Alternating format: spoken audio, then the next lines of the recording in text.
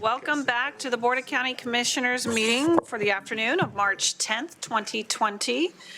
We have with us on the phone Commissioner Sorensen, and Commissioner Farr may be in and out with us this afternoon, so we may hear him if he is able to join us along the way.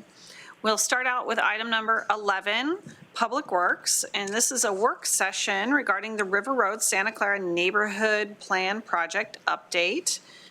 And with us, we'll have Lindsay Eichner, Senior County Planner, and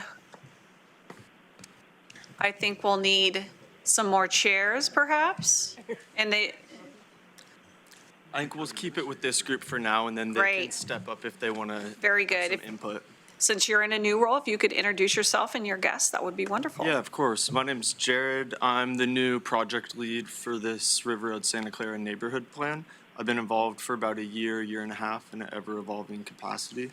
With me here is John Belcher of the River Road community, Kate Hurley with the Santa Clara neighborhood, and Chelsea Hartman with the City of Eugene.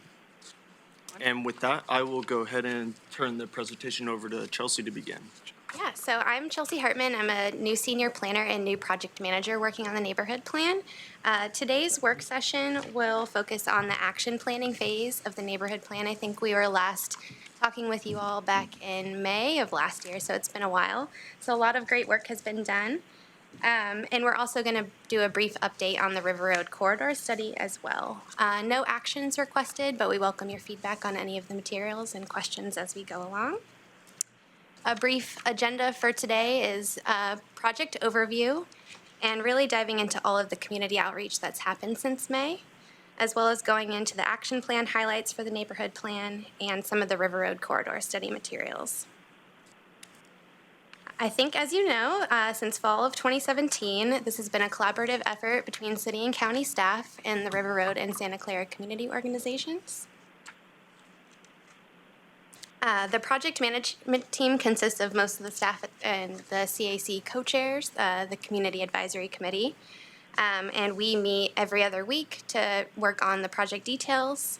We meet monthly with the Community Advisory Committee, which is a group of 11 residents nominated by the River Road and Santa Clara community organizations and appointed by the Planning Commission. We also have topic area working groups, which are just ad hoc, flexible groups of volunteers who are interested in the different topic areas of the plan. So if someone's really passionate about transportation, they're able to work on that area. And we have been reaching out to the general public at each critical juncture throughout the process. The project phases, the last update was on the policy development phase as we are wrapping that up. And we are currently in the action planning phase, and hopefully we'll be moving towards the adoption phase later this year, and we'll be back for that. So I'll pass it on to Kate. Hi.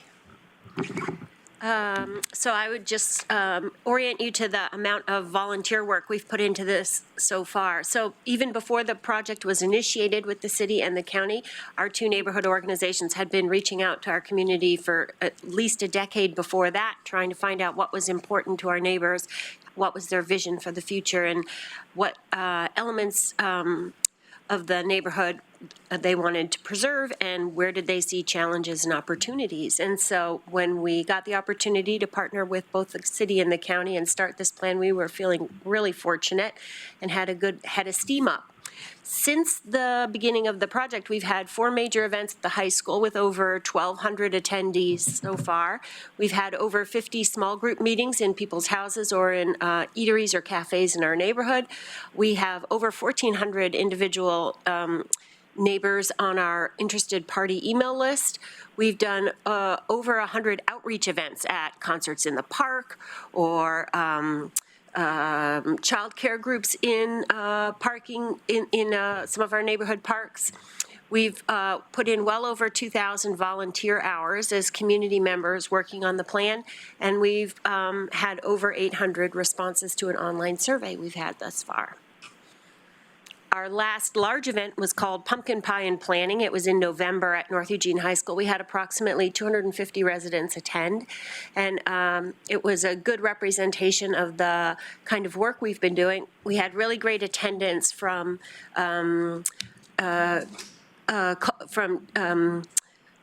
parents with young children. We had good, diverse population of people of different cultural backgrounds, and we had opportunity to share produce that was produced in the neighborhood. We had great kid activities where they were painting gourds and making crafts.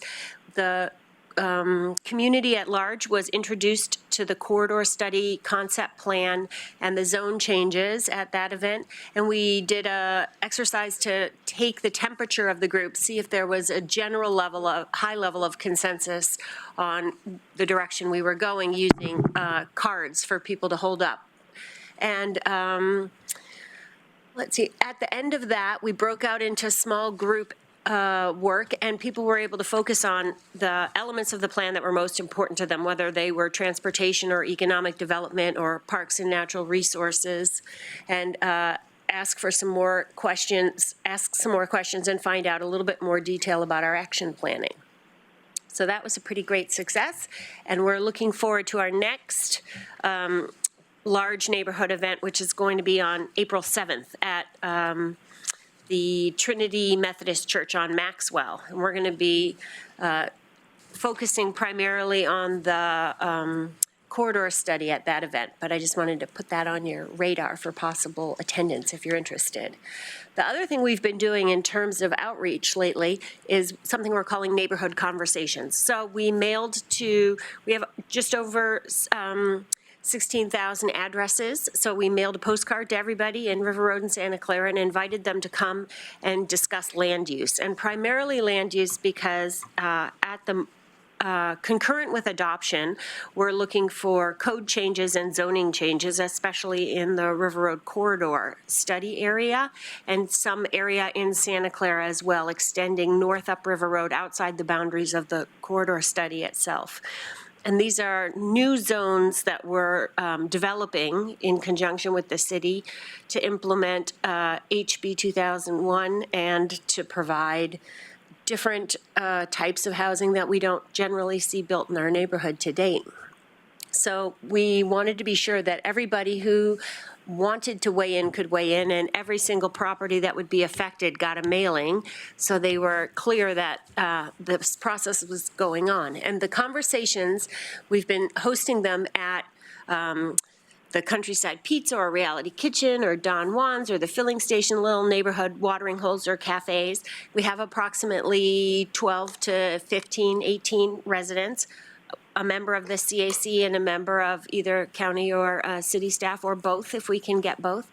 And we discuss the basics of the neighborhood plan and the specifics of the corridor study, so any proposed zone changes that might happen, and try to get people's feedback about how they feel about it, what do they see as possible outcomes of these changes, and how it might affect them. So that's been a really great process. We put it out there for people with approximately 12 of these set up, and they filled right away, so we've been adding more and more of them. And then at our event on April 7th, we're going to report back about what we learned from these conversations and give people who didn't get to attend one of those an opportunity to weigh in on the same material. So the other part in your packet that might be interesting is our plan is divided into these 5 areas: economic development, transportation, parks, natural resources, land use, and community. And we have over 200 actions in our neighborhood plan. And so we have been trying to prioritize what to do first and what's going to take ongoing implementation for the next decade or so. And so the information in your packet about action plan highlights would be the action items that we're looking to implement as a first-tier implementation. So aside from the highlights that are in each topic area, there are themes that cut across all those areas. So that's what that circle diagram is representing. So we hear that neighbors are curious about safety, and not just for transportation, but also in land use and also in parks and natural resources. So there are ideas or themes or concerns that cut across all 5 areas that we're trying to weave together in a way to make it comprehensive and take advantage of synergies between areas. So these are just some examples of some of the action plan highlights. So in the transportation department, we've talked about access to safer walking, better biking routes, improved transit, and other driving options. So there are specifics like the Beaver-Hunsaker road improvements, multi-use path that would be developed along with that, connecting up to the south end of Admiral, or perhaps a pedestrian bike overpass from the west side of the neighborhood over the Beltline between North Eugene High and Santa Clara, so that the students and residents don't have to thread the needle of the Beltline underpass, which everybody feels is so unsafe. It really is an impediment for people to use other modes of transportation. In the area we call community, we talk about our neighborhoods being welcoming and inclusive places. We talk about resilience action teams, because lots of the items in our neighborhood plan aren't just for the city or the county to do. A lot of it is for community members to do, and for community members to partner with other organizations, nonprofits, watershed councils, land trusts, to do the kind of work that we need to do to revegetate our open waterways, which are a major form of flood control and stormwater conveyance through our neighborhoods. So a lot of that is on private property, and so it wouldn't be something that a municipal entity could just come in and do at will. So we've decided we need projects where we're engaging neighbors in expressing the importance of it as a habitat corridor and enhancing their backyard viewshed, but more importantly, protecting them from flood potential and conveying stormwater more efficiently. And ways to do that, to partner and get plant matter, have volunteer work parties, all kinds of different actions around resilience that we could create these citizen-led teams. We also talk about public service provision, which is always an ongoing conversation in our neighborhoods, and making art and creativity part of the culture of our neighborhoods. How can we encourage more public art? How can we create more opportunities to have a beautified a landscape through our neighborhoods? And in parks and natural resources, again, we come back to waterways, because they're not just for flood protection, they're also our major habitat corridors. And we talk about agricultural land preservation, particularly lands that are within our neighborhood boundaries but are outside of the urban growth boundary, as well as supporting agricultural efforts inside the UGB. How do we support our neighbors who are practicing agriculture inside the urban growth boundary to continue to make that successful?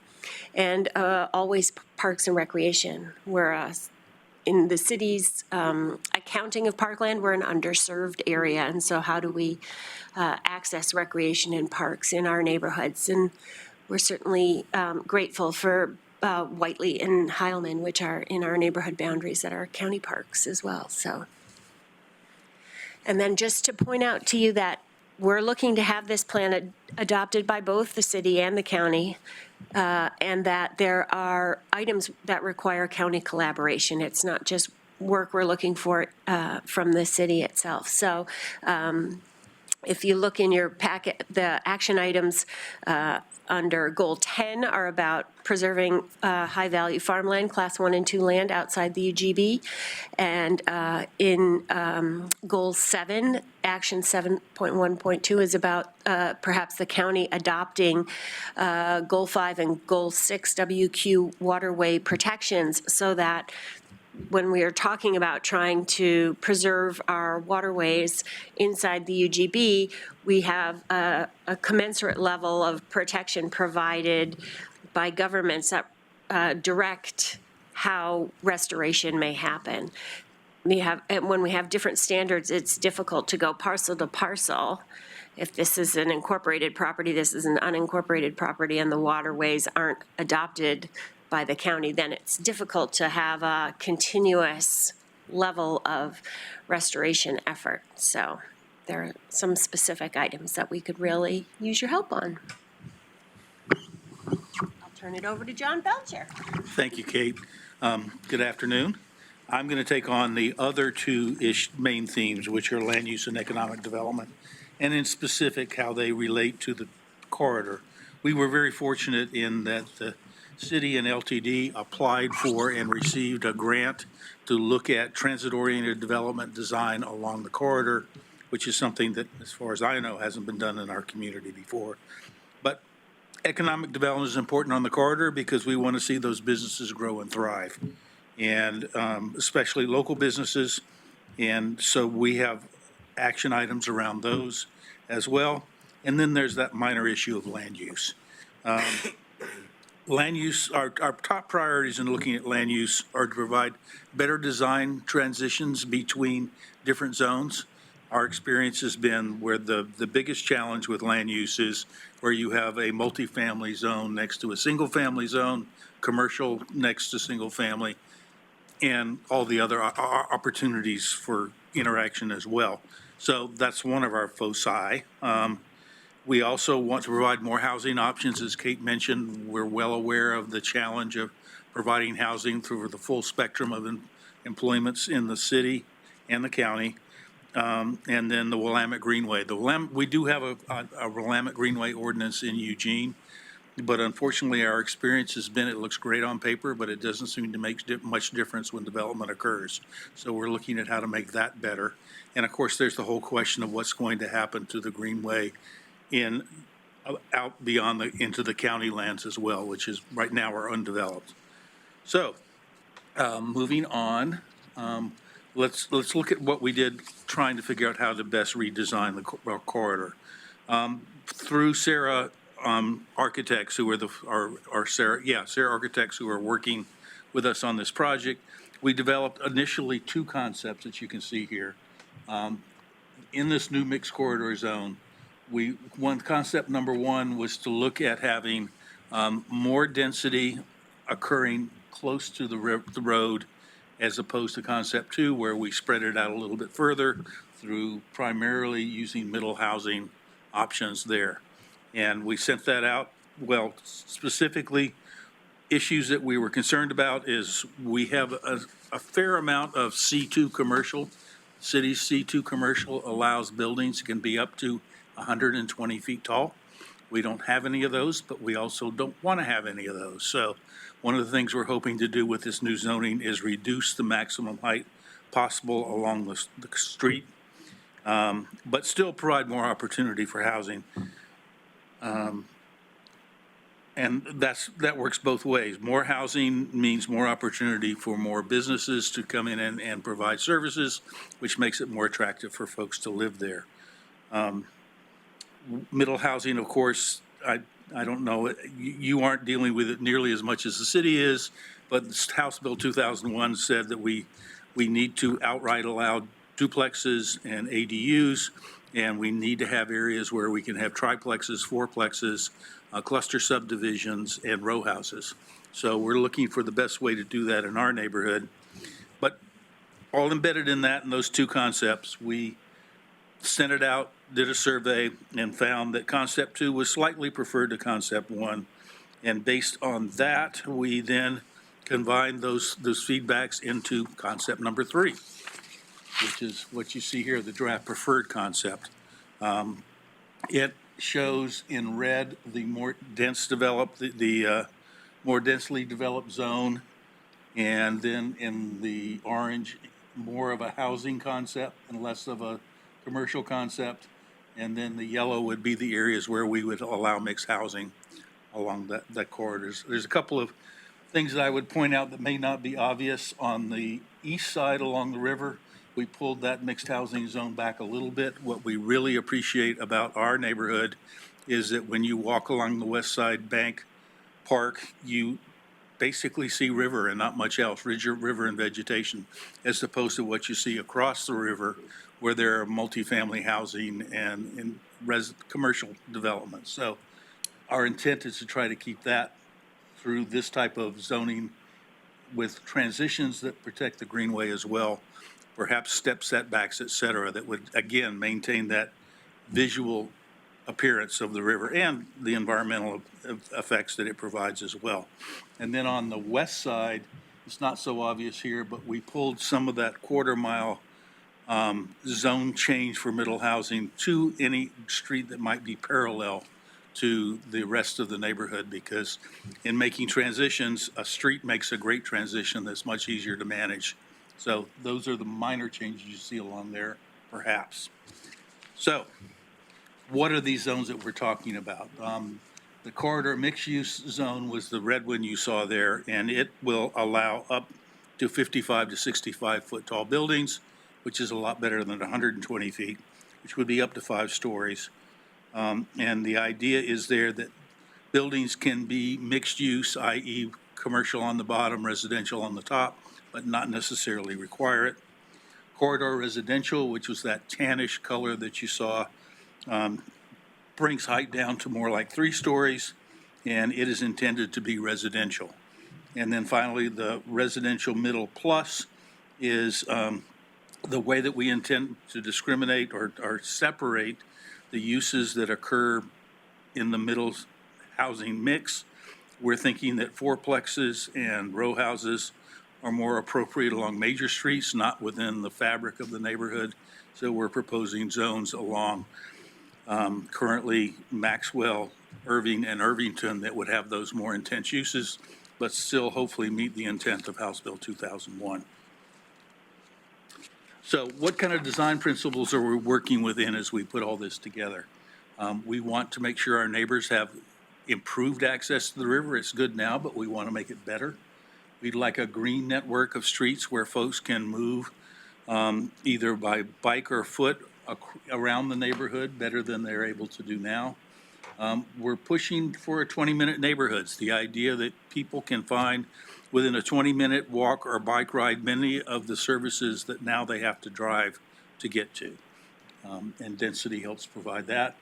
And community gathering places. We're fairly lacking in those types of places where people can come together and enjoy an event. Emerald Park is an exception, of course, but that's pretty much what we've got right now. And then in the center column, we're looking at neighborhood centers, focusing density in certain areas along the corridor, and then the idea of centers, not centers. So we wouldn't be driving down River Road and seeing the same level of density throughout, but pockets of those larger developments and still potentially single-family homes as well.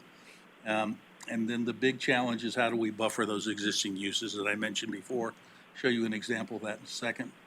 And then buffering the greenway, which I mentioned as well. So finally, hopefully the output will be that we have active streets in those centers, as we had mentioned, that in the commercial will be enhanced and have a more attractive appearance. And then also in that central area that we buffer the residential area from streets as well. And to finish out here, here's an example of some of the possibilities we're looking at in order to do that buffering. Open space is one of the tools. Vegetation is another. Slope setbacks and other clarifications of requirements. Perhaps, as you can see in this picture, if you're going to have a balcony in that larger building, perhaps it should be stepped back so that it doesn't impact the privacy of the folks who are living in the single-family home next door. That seems to be a major concern for lots of people. So as a result, hopefully we will have a much better corridor neighborhood and a much more pleasant place for folks to live. So next steps, we're going to continue outreach to the community as well as property owners and businesses in the area. So as Kate mentioned, we have an April 7th open house, and that's really to help catch all of the people that weren't able to attend one of the neighborhood conversations since they did fill up really quickly, and share a lot of the same information and continue to gather input and make sure people know what the priorities are for the neighborhood plan. Ultimately, we will be looking for a community recommendation from the Community Advisory Committee and the River Road and Santa Clara community organizations, and that will be what's forwarded to both the Lane County and Eugene Planning Commissions to begin the formal adoption process later this year. So a lot of the work is continuing to identify other priority actions in the neighborhood plan and what goes in the plan adoption package. So there's already been a lot of great work on the goals, policies, and actions, and now we're trying to figure out what code amendments will be brought forward and plan designation and zone changes So it's important to note with the River Road Corridor Study, the zone changes will only occur upon voluntary annexation. So a lot of this change is going to be really slow and incremental over time as people choose to annex. And a lot of the code amendments that are relevant to the county were what Kate was highlighting earlier with ag preservation. But really, most of them are within the city and inside the UGB. So with that, I'll open it up for questions. Good, thank you very much. Any I'm comments? Commissioner I'm Sorensen? ready to ask a question already, if no one else is ready. Go ahead, Commissioner. Go ahead. Ms. Eichner, I just wanted to clarify something that's come up before regarding my request of Public Works to let me know if Sean Malone, who's an attorney in Eugene, if he's been involved in this so I can make appropriate disclosures. And my understanding is no such email was sent, and I just wanted to double check that with you. My apologies. No, he has not participated in this project. Okay, great. Well, my request is that you notify me when you are or anybody in LMD is aware of his involvement. So no need to apologize. I just wanted to double check that that was the case here.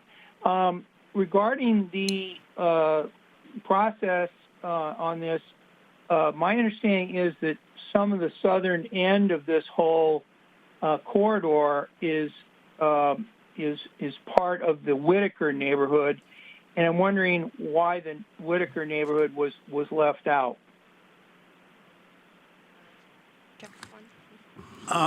Yes, the corridor study does not include the very bottom of River Road. That did occur, and I've reached out to the neighbors who live there. We've had discussions, we've identified their concerns, and we put action items in place that meet their primary concern. Their hope is that they can retain their active effort to provide services for alter-abled folks. And their biggest concern around that is that the lane that they live on will retain that same character. Partially due to their input, we've actually put an action item in that will do that. So the last time I met with them, they told me that their concerns have been met. Since then, they have met with the Eugene Planning Commission. I have not had a chance to get back to them to find out where the issue is. Yeah, my concern would be if you're checking in with us to ask us if we have concerns that we want you to try to address as this moves forward, is I would say my request is that you have a formal letter from the Whitaker Community Council on this topic, and that way the people who are living in the River Road Santa Clara corridor, but who live in the Whitaker neighborhood group, that their interests are protected by a neighborhood group, as well as you're consulting with individuals that are living in that area. So that's what my hope is, that you'll realize that although the county may view River Road as an area of mostly unincorporated Lane County, that the river does go through the Whitaker Neighborhood Council, and in my view, they're just as involved as others should be in this. My second question is that Ms. Hume and Mr. Handy, as well as Dennis Sandow, have written in questions and comments on this. Are those questions and comments going to get responded to, or is that just for the benefit of the commissioners that they've written to? Maybe staff could address that. When people write in, are you responding to them, or is that just they're making their comments? So, Commissioner Sorensen, I have outreach to a member of the Whitaker Community Council, and I will follow through to see if we can't get a letter from them on their position on this issue. I'll let staff speak to the other. Yep, so we're working on responses to those comments, and we do have a special meeting with those Lower River Road property owners adjacent to the Greenway. So with Julie and Rob to really address a lot of those concerns. So it's kind of the orange area on Southern River Road, just next to the river. So on Monday next week, we'll be really diving into deeper discussions with them, but the goal is to respond to all of those comments. Okay. Yep. When you respond to the comments that Ms. Hume and Mr. Handy and Mr. Sandow have made, can you copy your response to the Board of Commissioners? Yep, yes, we can do that. Yeah.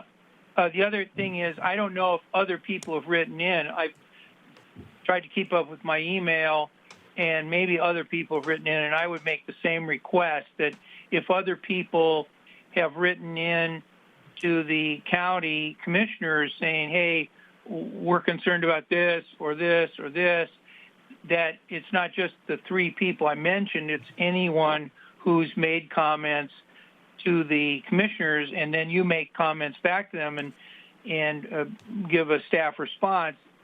I think it'd be helpful if the commissioners had a copy of whatever you tell them. Is that reasonable? Yep, I think that's reasonable. Yeah.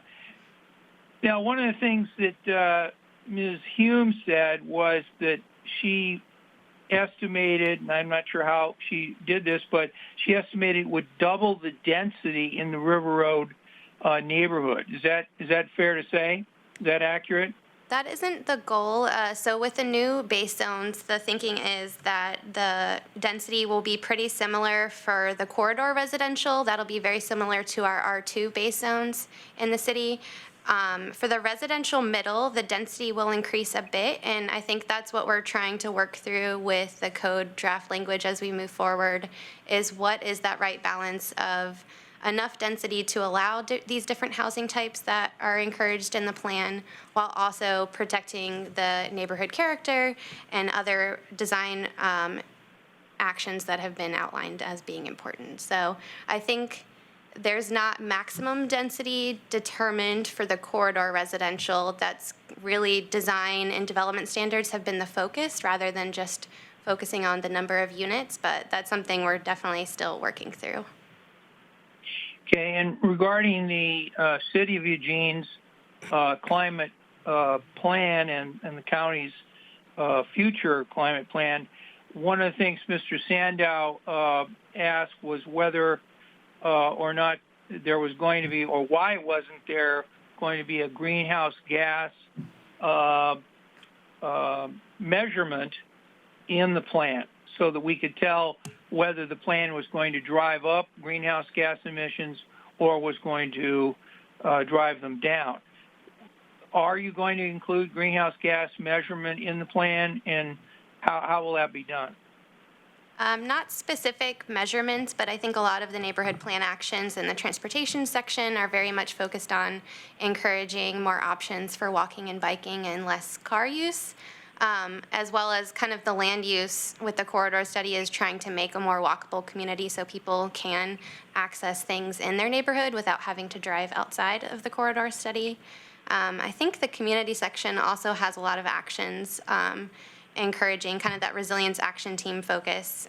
So we've definitely been wanting to be consistent with the climate action plan, but nothing specific about measuring the emissions.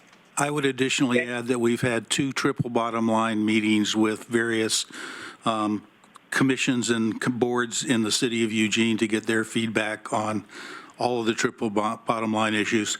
Commissioner Sorensen, can I make a request of you? If you receive letters from or emails from people who are concerned about the plan, could you forward them to us so we could respond to them? Yeah, I just have 2, and that's why I was mentioning that, and I can send those to Lindsay pretty easily. Thank you. Okay, and then the other thing I was going to ask is the City of Eugene's bike path that goes along the west side of the Willamette River, is it included in the River to Road corridors? This study is the one on the other side, the east side of the river, is it included in the corridor? Where are the limits to where the corridor is? The corridor ends at the river, so yes, the West Bank is in there. We do have action items that specifically address how to make that bike path function better, but no, it's not in either of our neighborhoods to cross the river. Okay. And then last but not least, what's the timeline on this now? How long will you have to confer with the neighborhood groups further, refine it, make it, I guess, more or less ready for adoption by the city and by the county, perhaps by the planning commissions first? Give us an idea of what is the future of this whole thing and when the public can have additional input and when the decision makers have to make decisions. I think our goal is to kind of work through a lot of these code details over the next several months. I think our current goal for the community recommendation is later this summer and coming back to the planning commissions this fall. Saying that, we do have a lot of work left to do, so it's kind of an ambitious timeline. We're trying to push forward with a lot of the code development over the summer and coming back this fall for the formal adoption process. Okay, thank you very much. Good. Any other comments or questions? Commissioner Vozovich. Thank you. First, I'd just like to recognize Gerry Finnegan in the audience. It's kind of strange not to see you up at the table when we're talking Santa Clara. In fact, it was 21 years ago, Gerry and I were on the River Road Urban Services Committee, River Road Santa Clara Urban Services Committee together.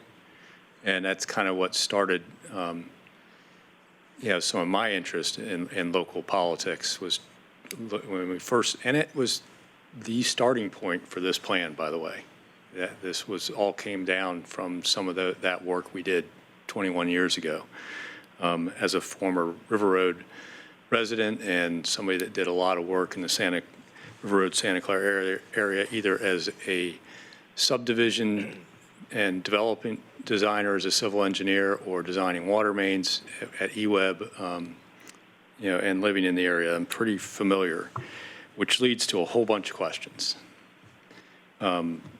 First of all, on that goal 712, I have, since back when we were doing the urban services, pushing for the city of Eugene to adopt a clear stormwater master plan for River Road Santa Clara, including providing for stormwater outfall for any future development, which would also include taking in easements, any of those open drainage ways that were going to be part of that master plan stormwater system.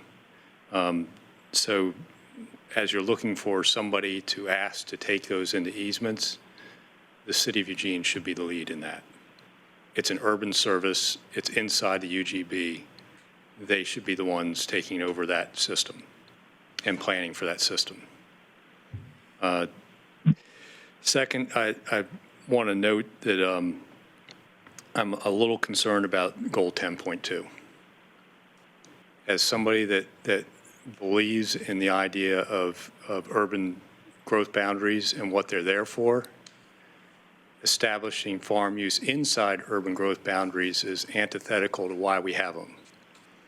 They're there to provide for development at an urban level, and maintaining miniature farms inside is going to take away from that. And unless they are identified clearly and taken out of the buildable lands inventory, I can't support that goal.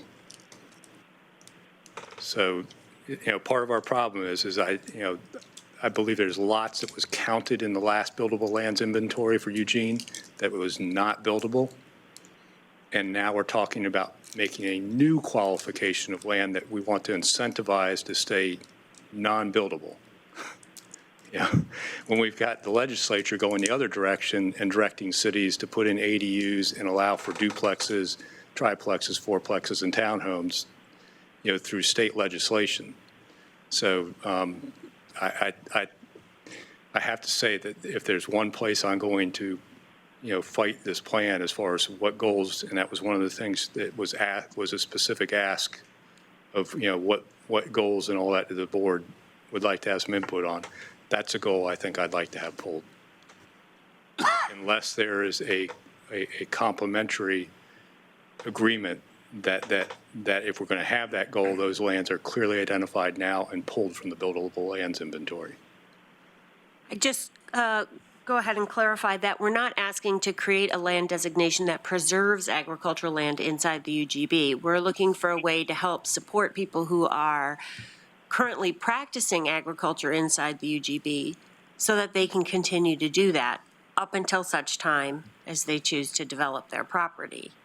Which will delay development, which will create pressure on the housing industry. Those lands are pulled into the UGB with the specific purpose of wanting them to redevelop.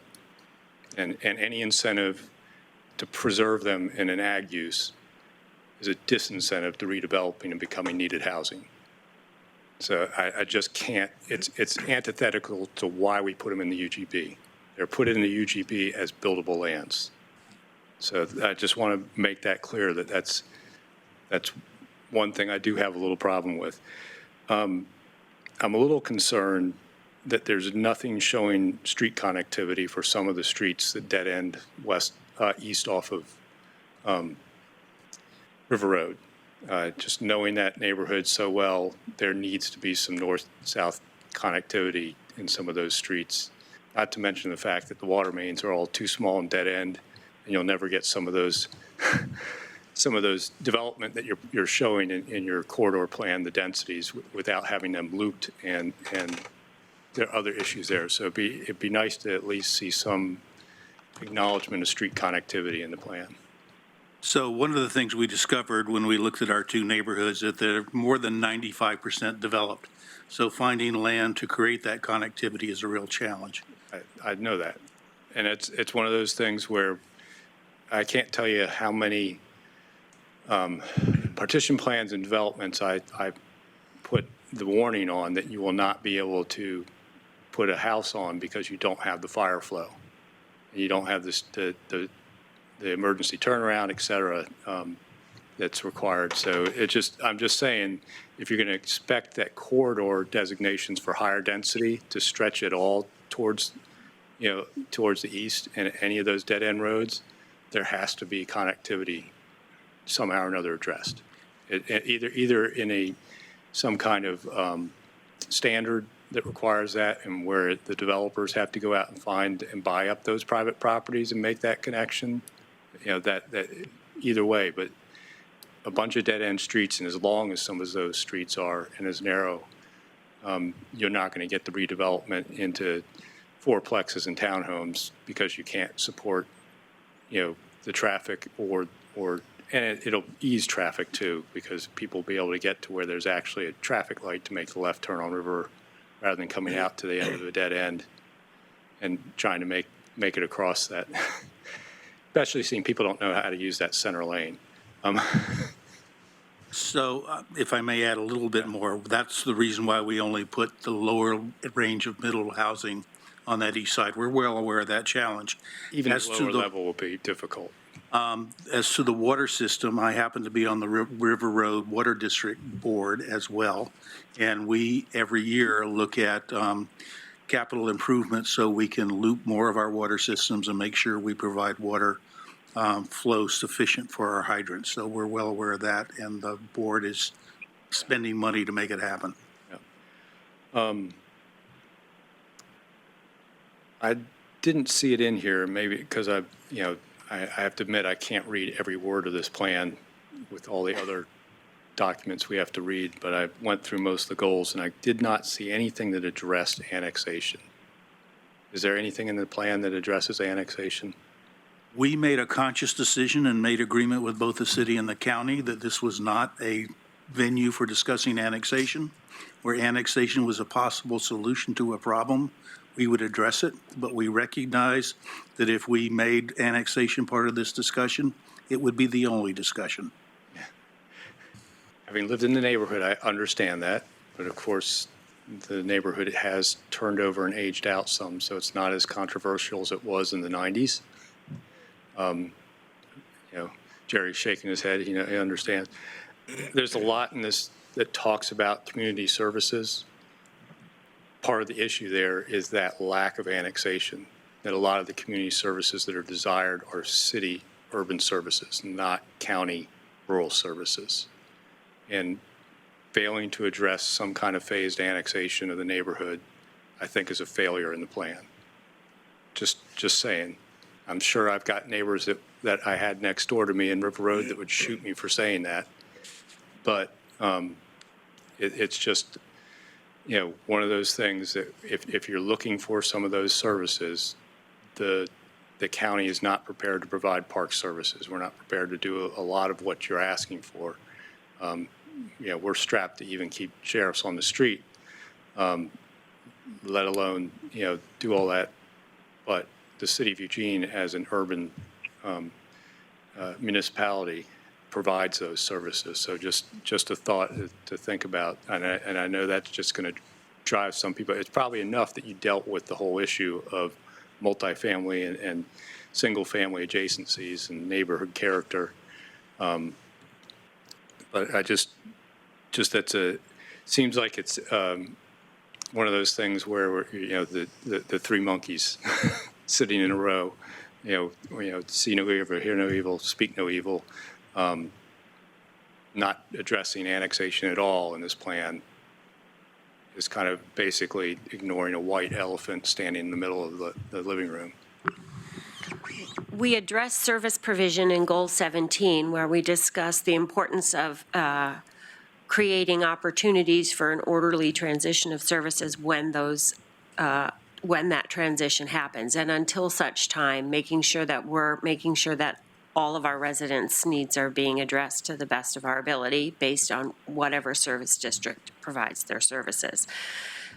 But it is an annexation neutral plan with the idea that the future is the future, whether you're incorporated or unincorporated, and planning for the future and creating a design that's going to help us get to a place that creates a thriving and resilient community 30 years out doesn't really require us to know when and how and under what circumstances annexation may or may not happen.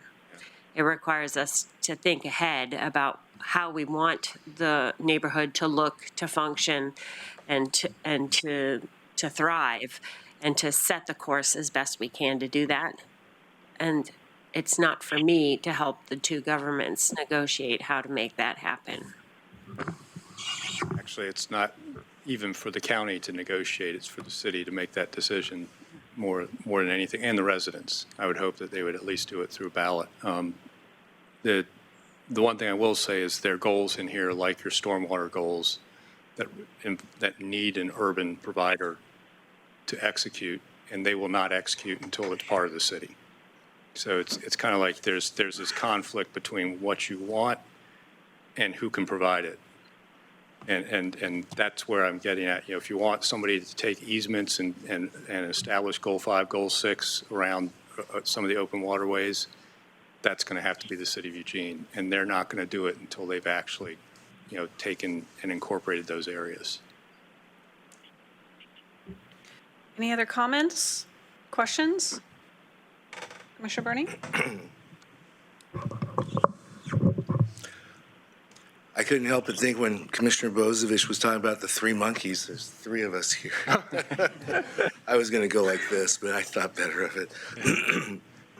I would just like to, first of all, this is really cool. I am a real believer in communities defining where they want to go and asking various units of government to help them get there. That to me is local initiative.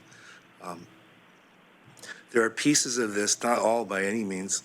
I thought I was so creative with my campaign, but it's all in here. I mean, living wages, local business, all these kinds of things.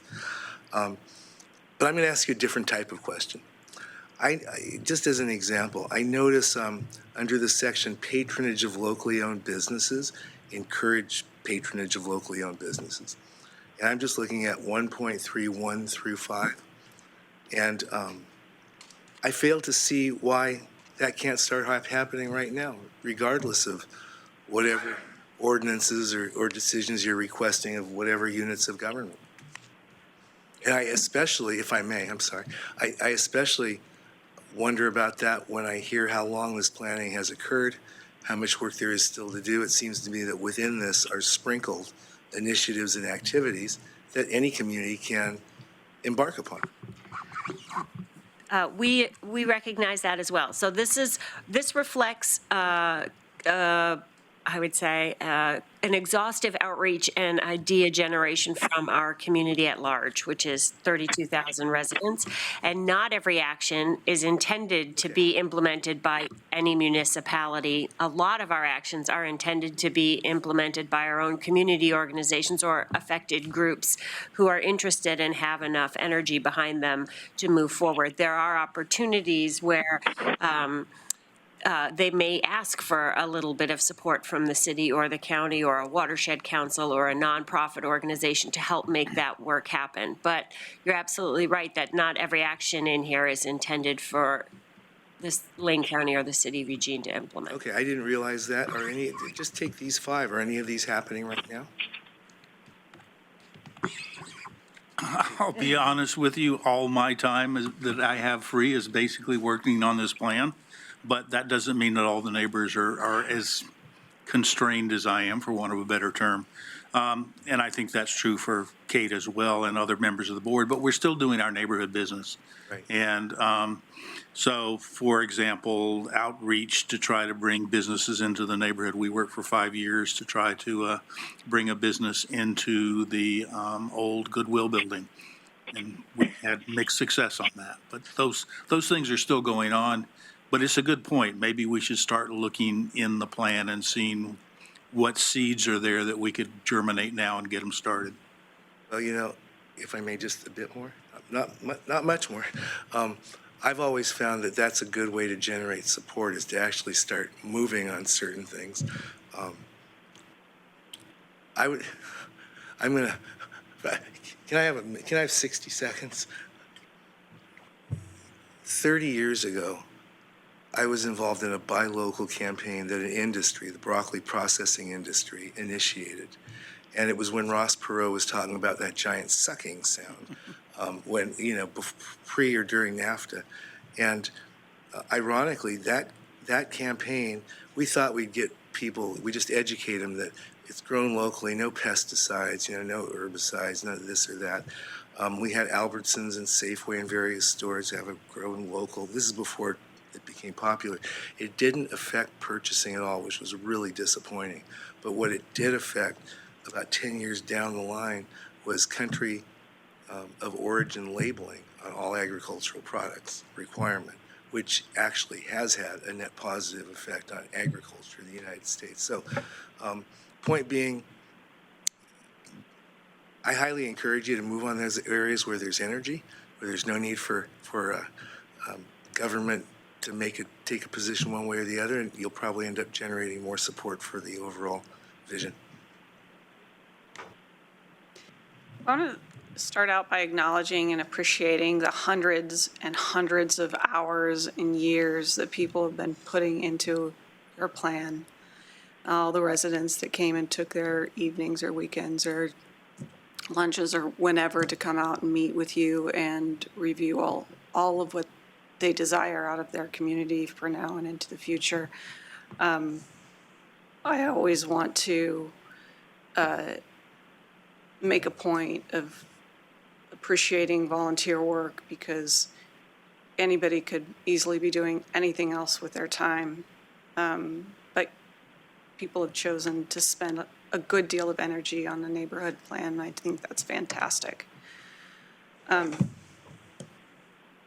I lived in the River Road area, both in the south area and in the northern area, and understand like there's differences even within your entire swath of River Road. But even with that, you're able to come together and get some really wonderful ideas together in a plan like this. And I think that's fantastic. Interestingly enough, on goal 10.2, that was discussed earlier, that kind of a conversation with having some agricultural within the UBGs, I had several conversations about that concept with other people. And so I feel like that kind of conversation is actually starting to permeate through our community, especially when it comes to Class 1 soils. So for example, when you're looking at expanding the UBG, but there's a pocket, like just a couple lots here that are Class 1 soils. Can we keep that, let somebody farm, do something within the community, but still be able to expand and provide the housing on the soils that really aren't developable or aren't rich like Class 1 soils, and make sure that there's a balance. And then people live, work, play all in their same neighborhood community. So I feel like that conversation is actually tracking up. And it's an interesting conversation to have, both with how do you still make sure that there's enough building supply, but also be able to protect those really wonderful soils, as we know we have in our community, but maybe not all connected together, where we go around an entire region to make sure that they're preserved. So I'm interested in seeing how that conversation materializes, especially since it's in your particular plan also. So I know your neighborhood is talking about it as well. I happen to be in totally different areas of the county that were also interested in that concept. So, and that's something that I see as could be really a win-win for everybody involved, depending on how it's technically written. We're talking about Eugene reserves too soon, and it's an interesting concept to put in that context as well, and how that could be implemented, if it's possible, given the technical constraints of doing those projects. So I appreciate you coming forward and presenting this, and we will see you again this year, I think, right? As a follow-up? Yep, that's the. Any other comments, questions? Commissioner Bozovich? I just want to say, I know I was kind of critical about a couple items, but I also, too, want to say it's a lot of great work. And if you notice, I wasn't trying to move any lines or change any zoning designations. I was specifically drilling into an issue about jurisdiction, and then also an issue about, buildable lands and that issue. So that, the overall plan, I like neighborhoods to decide what they want, and you guys have had a lot of meetings deciding. I was at one of the ones at North Eugene High School. You guys did a great job getting community input. So I'm not trying to second guess how you've laid out your plan. I'm just trying to help improve some of it and also recognize some of the jurisdictional issues that were going on with it. But you got done great work. And I just want to note that one slide about the pumpkin pie. I hope everybody noticed the wonderful hat that Kate had on that we're showing from behind. Yes. She is well known for some of her fantastic hats that she creates. So I just, she's a very creative person. Any final thoughts or comments for us? Thanks for your input. Absolutely. Thank you very much. Thank you. Thank you for coming. We'll see you again. All right. So that is the one item on our regular board meeting for today. We'll come back to a regular board, but now I'm going to recess our regular board meeting and move us into the Board of Health meeting, which is next on our agenda. So welcome to the Board of Health on March 10th, 2020. Does anybody we only have really 2 items, but is there any adjustments to our Board of Health agenda? No adjustments that I see? Any emergency business on our Board of Health agenda? Mr. Mokryski, do you think there's any emergency business for our Board of Health to consider today? There's not. Okay. We'll move into item 3, Public Works, order number 20-03-10-08, in the matter of approving the Lane County 2019 Integrated Vegetation Management Program Annual Report. And with us is Melanie O'Hara, Natural Resource Specialist. Welcome. Thank you. Thank you, especially for allowing me this opportunity to come today to share some details about our program. As you said, my name is Melanie O'Hara. I'm really nervous, so I'm so sorry. Don't be nervous. No. I'm the Natural Resource Specialist. Now you're making me nervous. Thanks a lot. No. Catching, yes. I am the Natural Resource Specialist for the Road Maintenance Division. One of my duties is handling the coordination for the Integrated Vegetation Management Program, focusing on invasive species control efforts and herbicide data management and support for the Road Maintenance Division. I just wanted to briefly review the basics of our herbicide program and our progress over the last year. I'd like to start with a reminder that the Lane County Road Maintenance Division operates a limited-use herbicide program to combat listed noxious weed species and overgrown guardrails within the road right-of-way. Our program was approved back in 2016, and we're definitely still in the early stages of implementation. 3 herbicide products were reviewed and approved by the Public Health Advisory Committee for use by our program following specifications recommended by the Vegetation Management Task Force. And those recommendations are now outlined in Chapter 15 of the Lane Code. Our approved products are Vaseline, which is a choline formulation of the active ingredient triclopyr, Milestone, which uses the active ingredient aminopyralid, and lastly, Ecomazepyr 2SL, which contains imazepyr as the active ingredient. Each product was chosen with a specific noxious weed target species in mind. Vaseline was chosen to combat woody and herbaceous species such as Himalayan blackberries found predominantly behind our overgrown guardrails. Milestone is a broadleaf herbicide used to combat the knapweed complex of species found throughout the county. The Ecomazepyr has a broader target array, but we use it mainly to combat knotweed complex and puncture vine. All these products provide us with several options for combating stump sprouting tree species within the right-of-way. And at this time, we see no need for any new products to be approved.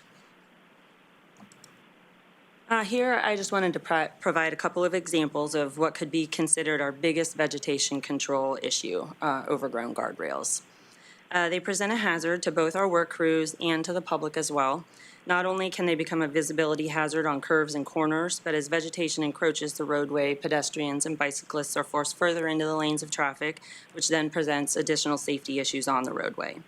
We also have to think about often that rails are placed where road hazards exist. So steep embankments and dangerous curves make mechanical maintenance behind the rails a safety issue for our county employees. Here's an example of maybe what would be considered an ideal aesthetic roadway. I think it's Mackenzie View. Recognize that. We don't expect all our roads to meet this, but I think it provides a good idea of the aesthetic qualities that can be achieved through vegetation management, but also of the hazards that could be faced when working behind rails. Imagine the level of blackberry growth from the previous slide there, and a county worker it's existing next to the steep slope using mechanical or manual maintenance. It definitely provides a hazard. Here are 2 of our main priority noxious weed species currently. One of the major focuses of our integrated vegetation management program is noxious weed control. Here are Japanese knotweed on the left and puncture vine on the right. Both species present their own challenges and detriments. Knotweed is very persistent, resprouting from the tiniest fragments, and can damage pavement with its aggressive growth. While puncture vine can harm pedestrians and their dogs walking the rights of ways with their spiny seed heads that embed in shoes and feet and actually pop bicycle tires. Currently, Lane County has approached target locations and species such as these based on potential partnerships and control efforts. We've been working with the Coast Fork of the Willamette Watershed Council to assist their control efforts to combat knotweed in the Coast Fork watershed by facilitating herbicide applications within the right-of-way through an MOU that allows them to make applications while following Lane County regulations. We assist in the signage, and I take phone calls for the questions that come in while they perform the application in their route of the watershed. I'm currently working with the Oregon Department of Agriculture to develop some outreach efforts for this summer regarding the spread of puncture vine through the movement of farm equipment and vehicles. From a county perspective, we may be able to gain control within the right-of-way, but without landowner participation on private lands, we'll face constant sources of reintroduction by seed dispersal.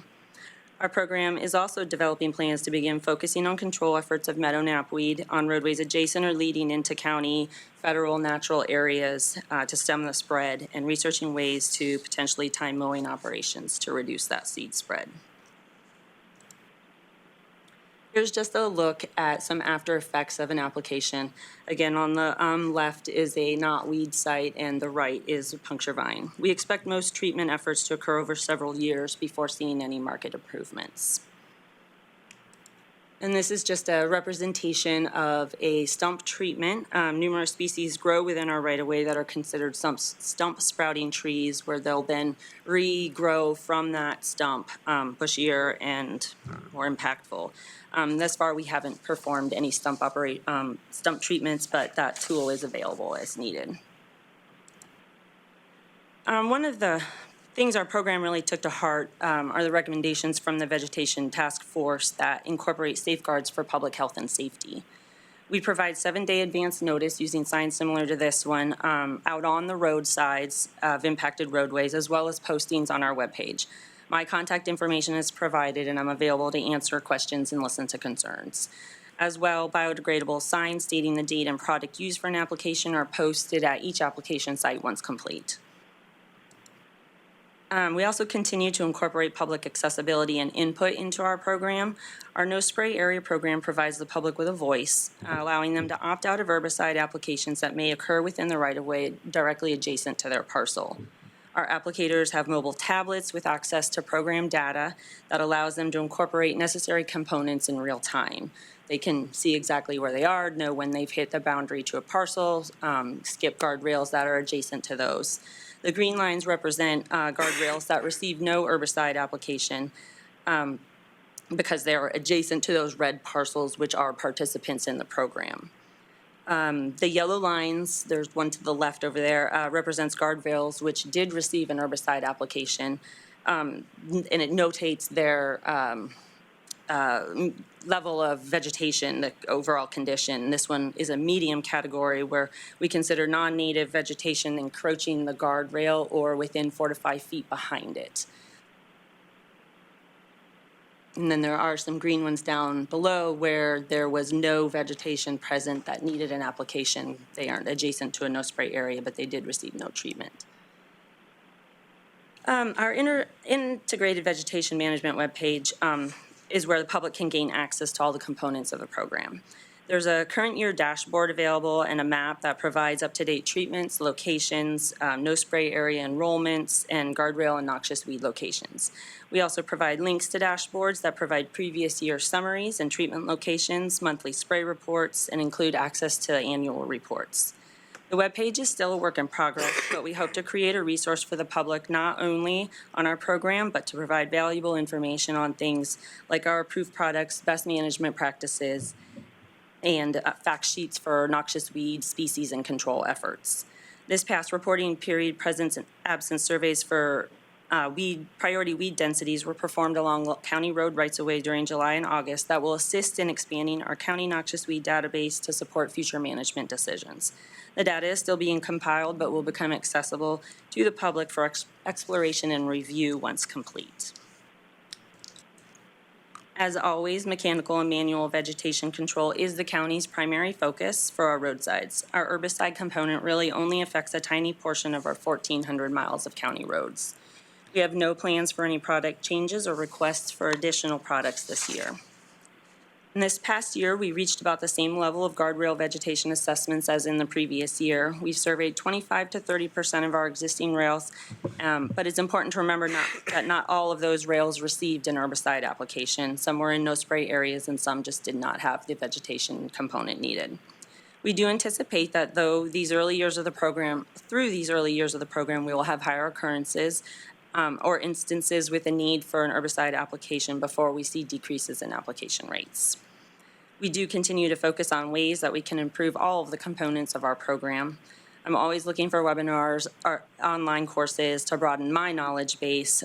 We continue to value public feedback and concerns to make potential adjustments to program components. Things like pollinator protections are a big concern, and we welcome those constructive conversations. We're currently looking into adding components to the program that would allow further participation, hopefully by replicating ODOT's Adopt a Road program's Adopt a Noxious Weed component, where depending on the legality, constituents may be able to adopt guardrails for vegetation maintenance to avoid herbicide applications. In closing, our program is always looking for opportunities for partnerships and outreach educational endeavors. These assist our prioritization of control efforts and end with mutually beneficial outcomes. We intend to continue to present accessible and accurate information in the hopes of providing insight to our vegetation management processes from planning and implementation stages through monitoring and review. So I thank you all for your time and happy to answer any questions you might have. Thank you very much. Any comments or questions? Commissioner Bozevich. So first, as a cyclist, I'll say thank you for the BlackBerry control on the guardrails. I can't tell you, before we got back into this, how dangerous some roads were, including Mackenzie View. Had places where you had to ride well into the lane just to stay away from the blackberries.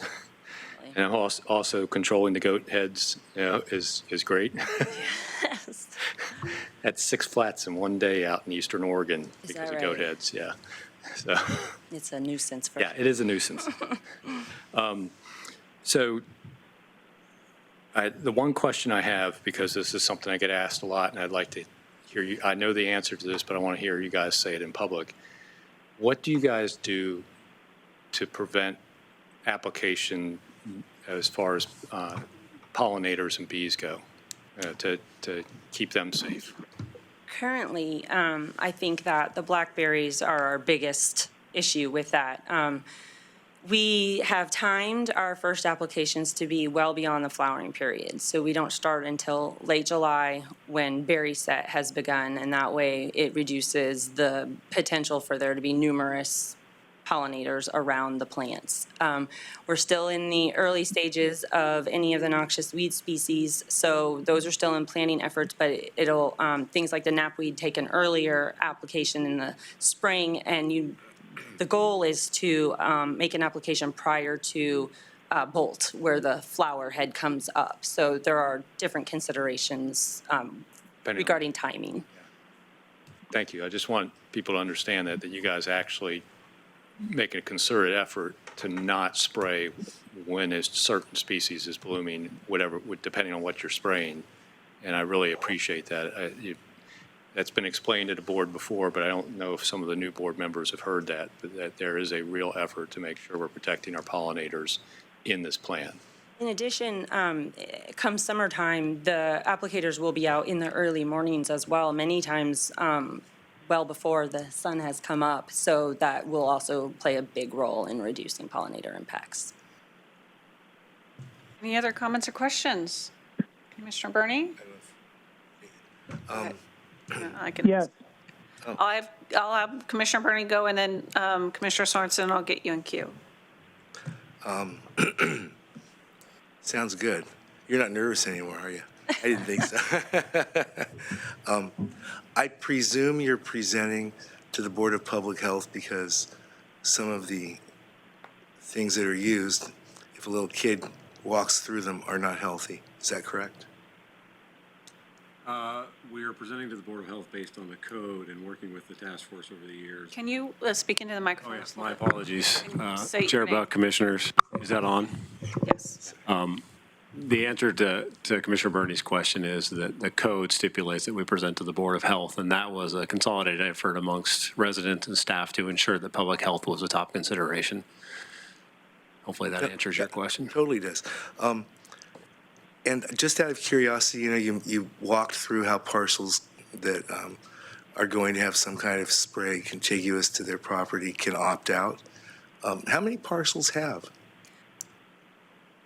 Never have that. It's in. It doesn't have to be an exact number. I'm not going to test you. Is this something that's really used a lot? Yes, the number 450 is a roundabout number that comes to mind. I would want to double check that. But, and that's an individual parcel, so you could have an owner who owns several parcels that sign up for it. But it is, especially when signs go up and people call in with their concerns, it's something that I present to them as an option. Sometimes it doesn't apply. They may not have a rail in front of their property.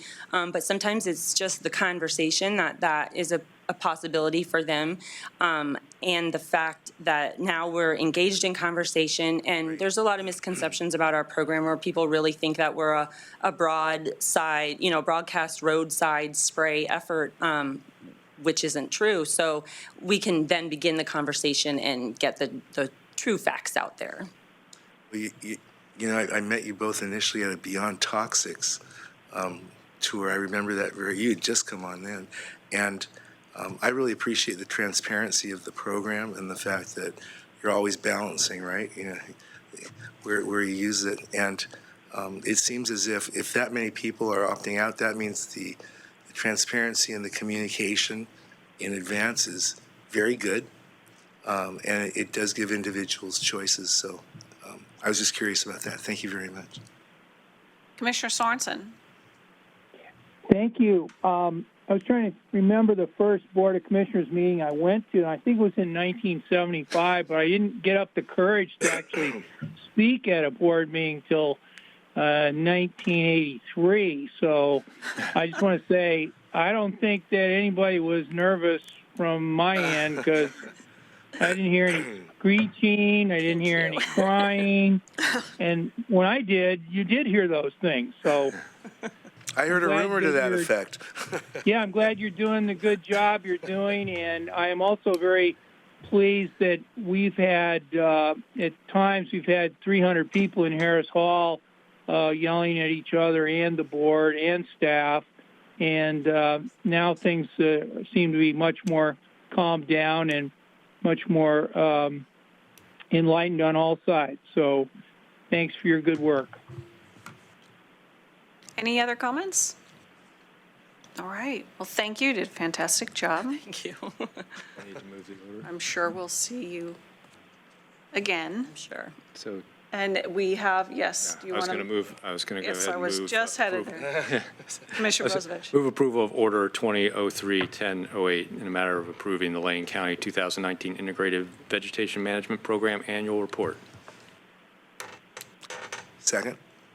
Right. We have the order moved by Commissioner Bozovich, second by Commissioner Burney. Any discussion?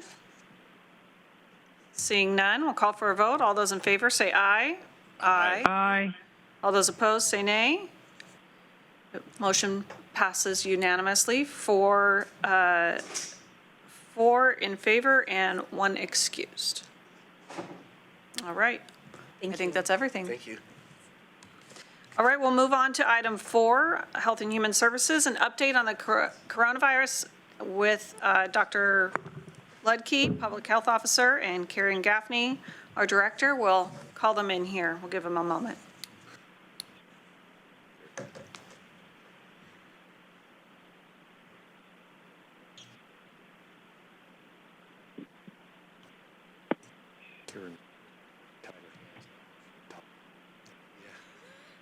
See, you're out there. Hands Do you know a guy named Greg James? are- Oh, yeah. I'll never sit next to him. Welcome.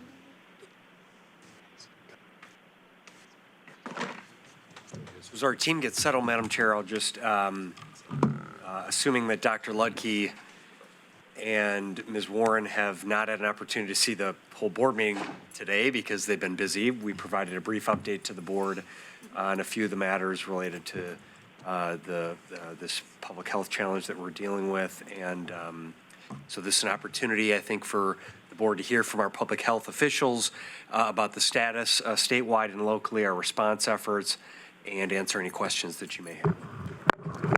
Thanks.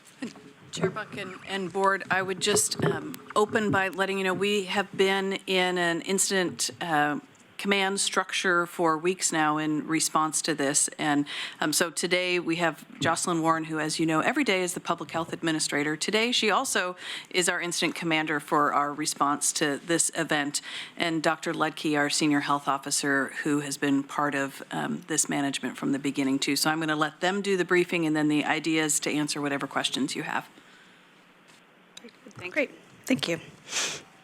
So we had a regular state call this morning on what's happening in the state, so I thought I'd provide that information first, and then we can talk a little bit about what we're doing here locally, and then take questions if that works for you. And Dr. Pat is available as well to answer questions. So, I think the first thing that's important is we still have no cases in Lane County. In Oregon today, at about 10:30 a.m., there have been 15 positive cases. There are 8 in Washington County, 2 in Jackson, and 1 each in Klamath, Umatilla, Marion, Douglas, and 1 new case today in Multnomah County. So that's for a total of 15. There have not yet been deaths reported in Oregon residents. Currently, 4 people are hospitalized. But of course, given the cases in the state and what we have seen in other places, such as Washington State, we expect that the virus is here in Lane County and that we will have cases sometime in the near future. So I'll say a little bit about what we're doing. So we have activated, as I noted in my communication with the board, our emergency operations plan. We've suspended some non-essential services to free up staff for the response.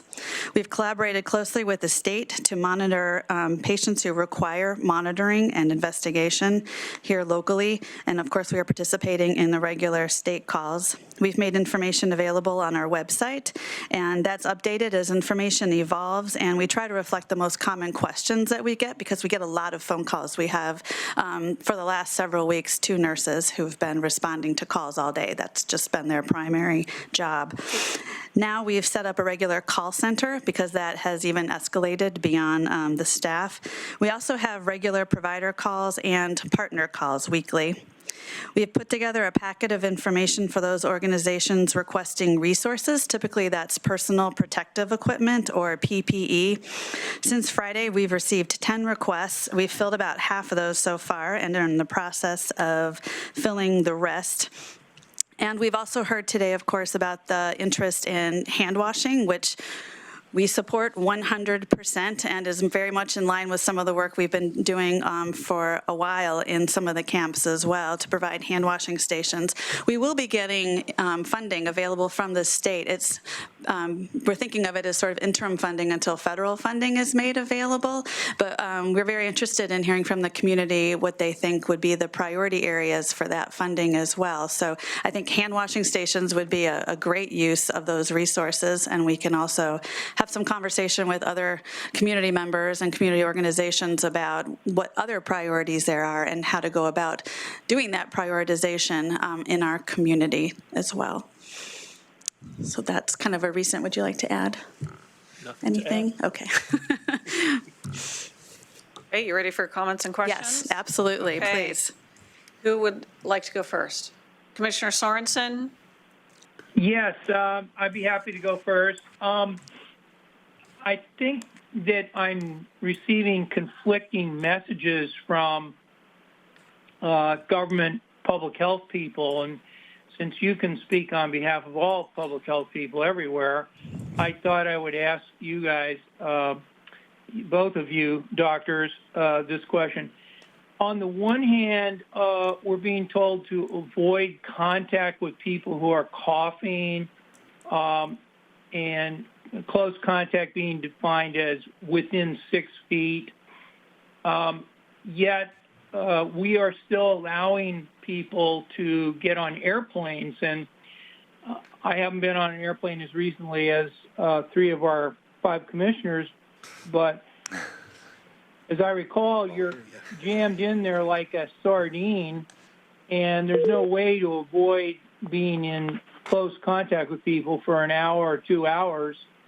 How do you square the failure of government, county, state, federal, to ban people from flying on airplanes when they're also saying that they should avoid close contact? Could you give us your take on that? Madam Chair, Commissioner Sorensen. So I think it's a good question, and I can imagine that there is some concern in the community about that type of messaging.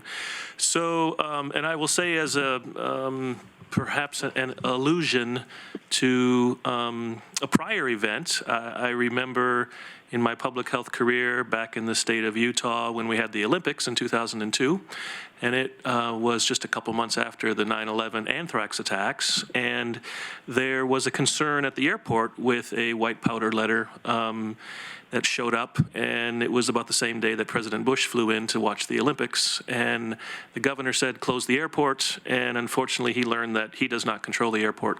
It's controlled by the mayor of the city of Salt Lake City. So we don't control the airlines. They are autonomous. They can do what they like to do. And local public health has no control over the airlines. We do have control over trying to improve health and wellness of our community. And that messaging to improve health and wellness needs to be clear. And I think we have an opportunity to do that better. So we've had a transition in this epidemic or in this unfortunate infectious disease where early on we had no continuous spread in any community and the goal was containment. And when you have a goal of containment, you can try to lock down as much as you can. Once you have a movement into ongoing spread, and of course it's across the planet now in close to 100 countries, it's too late for containment. And now you focus on mitigation, and that's what we are doing in public health across the country. And mitigation means decreasing the repercussions of an event that's likely. So we're going to have cases. I'm surprised a little bit we don't have any in Lane County now. We want to decrease the number of cases and decrease the crunch on our healthcare system. And really what that means is focusing on the available resources and the available data that we have. So in the realm of coughs and being exposed to people within, say, a 6-foot radius, we don't have the resources. No one on the planet does to say everybody should wear a mask all day long, change them every 1 hour or so, and you'll be partially protected. So we focus on the highest risk areas, and that would mean persons who are A, confirmed with the condition. We want to limit exposure, so that's our healthcare workers, and we're working very hard with our healthcare workers. Those persons who are at highest risk because they have cardiopulmonary disease, lung disease, heart disease, and they're over age 60. They've been shown so far to have highest risk, so we focus on them. So I appreciate the question, and I think we have an opportunity to be more clear in our recommendations. And I think I'll leave it at that unless Jocelyn wants to add. I think we're taking very seriously the balance between protection and the consequences of those actions. For example, the social distancing piece was voluntary, and you can't, there at some point there may be measures that need to be implemented that are more stringent. You know, closing schools or not allowing people to visit long-term care facilities or making those kinds of recommendations. But those have consequences for people and people's lives, and until we can really determine that there's going to be an actual benefit of those before we even have a documented case in Lane County, it seems premature. Why is it premature if the CDC is recommending that people stay more than 6 feet away from other people and therefore minimize their exposure? Why is it premature? Just because we don't have a case in Lane County? Well, I think everybody has the opportunity to determine for themselves that they're going to stand 6 feet away from other people. I mean, everybody has the ability to make those decisions for themselves, but then to mandate that is not, among people for whom that is not a shared priority, is going to have repercussions potentially that may be economic, they may be personal. You would, forbidding people from seeing their elderly parents in a long-term care facility has consequences. But I just think that those are worth a conversation, and we expect, and I think in our community, that people sometimes have a say in those things, and we are not mandating. We've certainly heard in public health reluctance from the public about having us come down, very hard, with public health authority. That's just not the democracy and the culture that we live in. That may evolve. It's hard to say.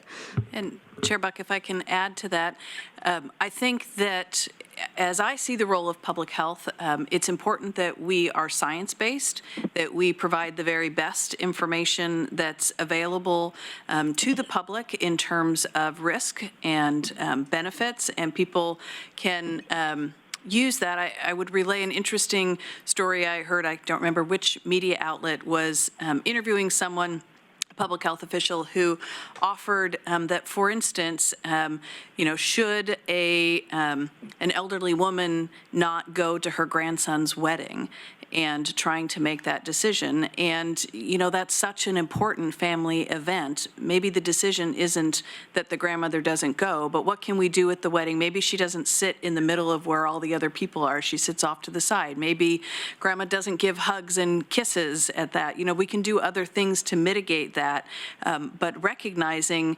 that we do have the other risks to people for missing those events too. So we want to be data-driven about what the real risks are, and then help people make those choices that are in their best interest. Frankly, if all air travel were to be shut down in this country, there would be huge implications economically, as well as just those, you don't get to go to those important events. So those are decisions that are not made lightly. Thank you. Very good. I want to make sure if Commissioner Farr ever was able to call. I'm listening. Thank you. Very good. If you have a question or comment, I want to make sure that you're acknowledged, so let us know. No, I was very, very intrigued by the last three responses to Commissioner Sorensen. That helped answer a lot of my questions regarding how far can we go, how far should we go. The answers were right there. Thank you. Very good. Any other questions or comments here? Commissioner Bozevich? So one quick question I just want to get clarified for the public. Soap versus hand sanitizer versus antibacterials. What works best on viruses? So not all viruses are created equal, Commissioner, and those viruses that are not enveloped, like norovirus, hand sanitizers don't work very well. They still have some effect, but they're not as good as we'd like them to be. For this particular virus, it has an outer envelope. It's called coronavirus because it has a corona like a halo, and in Latin, corona means halo. So when you look at it under a microscope, it looks like it has this little halo around it. And soap clearly disrupts that very well and kills it, and hand sanitizers do too. Now, there are several different types of chemicals in hand sanitizers, and we want to have a hand sanitizer with alcohol of at least 60%. Some of them are lower than that. They will not work as well. So we would ask the public to take a look at the back of the label and make sure it's 60% or higher of alcohol. There are also hand sanitizers that have a few other chemicals in them. Benzalkonium chloride is one of them. Doesn't work quite as well either. So absolutely preferred is soap and water. 20 seconds or more with a lot of suds. Suds that right up and get the bubbles. We often say sing happy birthday, the happy birthday song twice. That's kind of about 20 seconds, depending upon the pace at which you sing the song. But that's what we want people to do for soap and water. And then a hand sanitizer that has alcohol at greater than 60%. Thank you. I just wanted, I read an article online about the covalence and the issues with the lipids in the soap and all that stuff and how that works. Fascinating science, but I'm sure not everyone. But the simple message is soap and water is your best defense. Absolutely. And consistent hand washing. Secondary to that is, and something I have a lot of trouble with, don't touch your face. Right. Mm-hmm.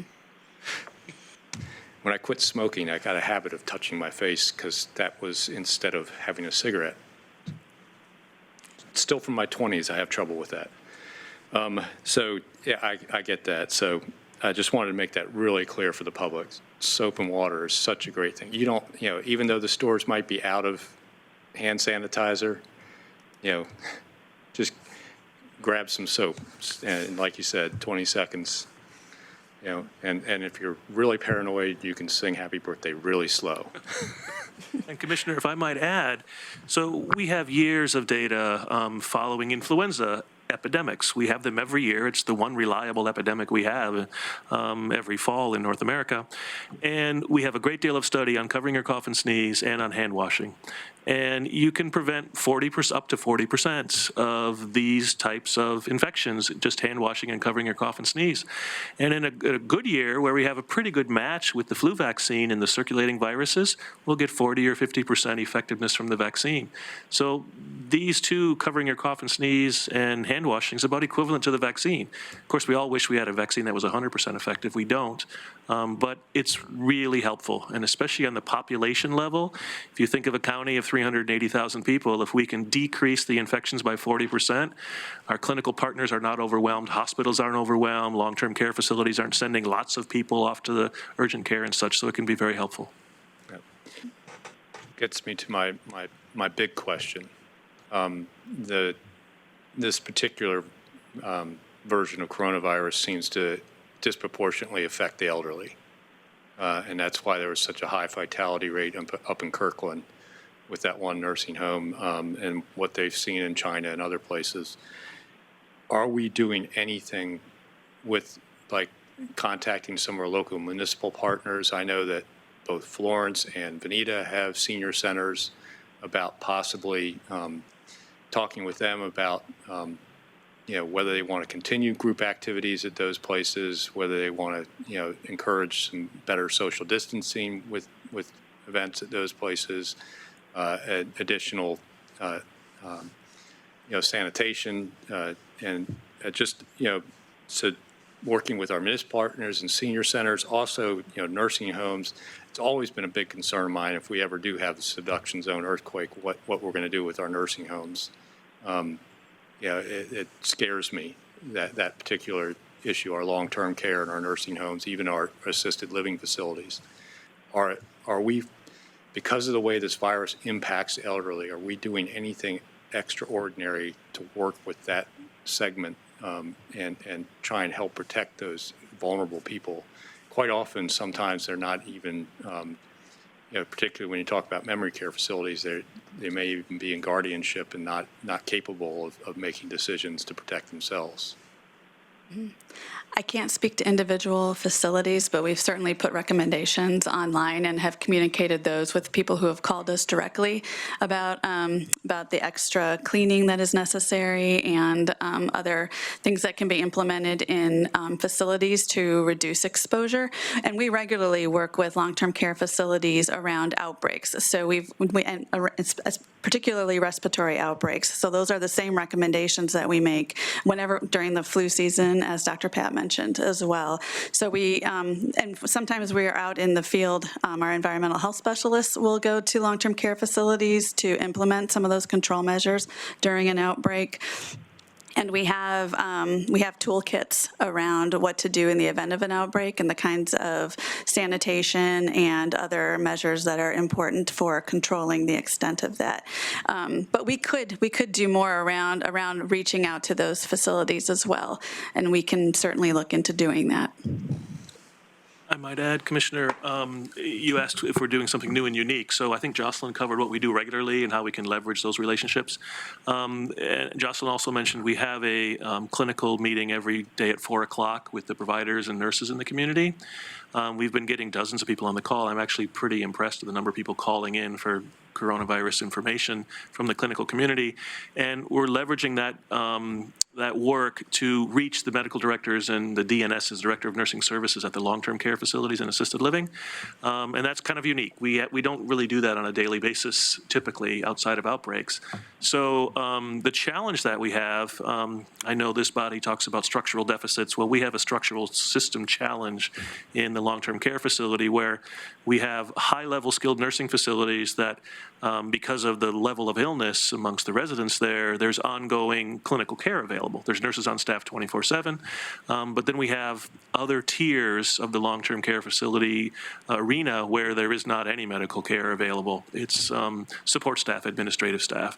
So the assisted living area has no medical directors, and most of the residents in assisted living, if they have a doc, their doc is out in town somewhere. They may not even have a medical chart, and it's a real challenge for us when we have outbreaks there. So we're working right now to try to figure out how we can get to that community. I feel less nervous about the skilled nursing facilities because we're reaching many of the medical directors and the director of nursing services in this new way. But I'm still a little bit nervous about assisted living and people who are a bit more autonomous, and there's not a medical director on site, there's not a medical record for the resident on site, and we're a little challenged there. Thank you. Commissioner Burney. Every time I try not to think about this subject, I look at the county administrator's hand sanitizer staring me in the face, and I'm wondering if it's at least 60% alcohol. You didn't look. That's for you. I have a couple of questions. My understanding is that, and I'd like you to confirm this or not, is that the reason this is such an issue now is, one, because there's no vaccine, and two, because of how quickly this mutates, so that it's conceivable, speculation, it's conceivable that this virus could mutate into another virus by the time a vaccine is developed. Is that correct or not? So, Commissioner, that is possible, absolutely. These viruses, this particular RNA viruses, they mutate a great deal. They don't have the same type of quality measures that DNA viruses or human tissues have, where they, if there is a mutation, we correct it. So they mutate very quickly. But on the good side, the vast majority of those mutations offer no competitive advantage and they die out. So there are RNA virus mutations all the time, and almost all of them, 99% of them, die out. It's the rare one that finds either a new host or a new way to spread. And this is one of those viruses. It jumped out of animals to humans. It found a new way to do that, and it found a new way to spread readily through breathing. But again, I think it's comforting that the vast majority of the mutations, they're not a survival advantage and they disappear. So if this virus were to mutate, it'd be pretty hard to imagine it getting some new capability that would make us even more frightening. It's possible.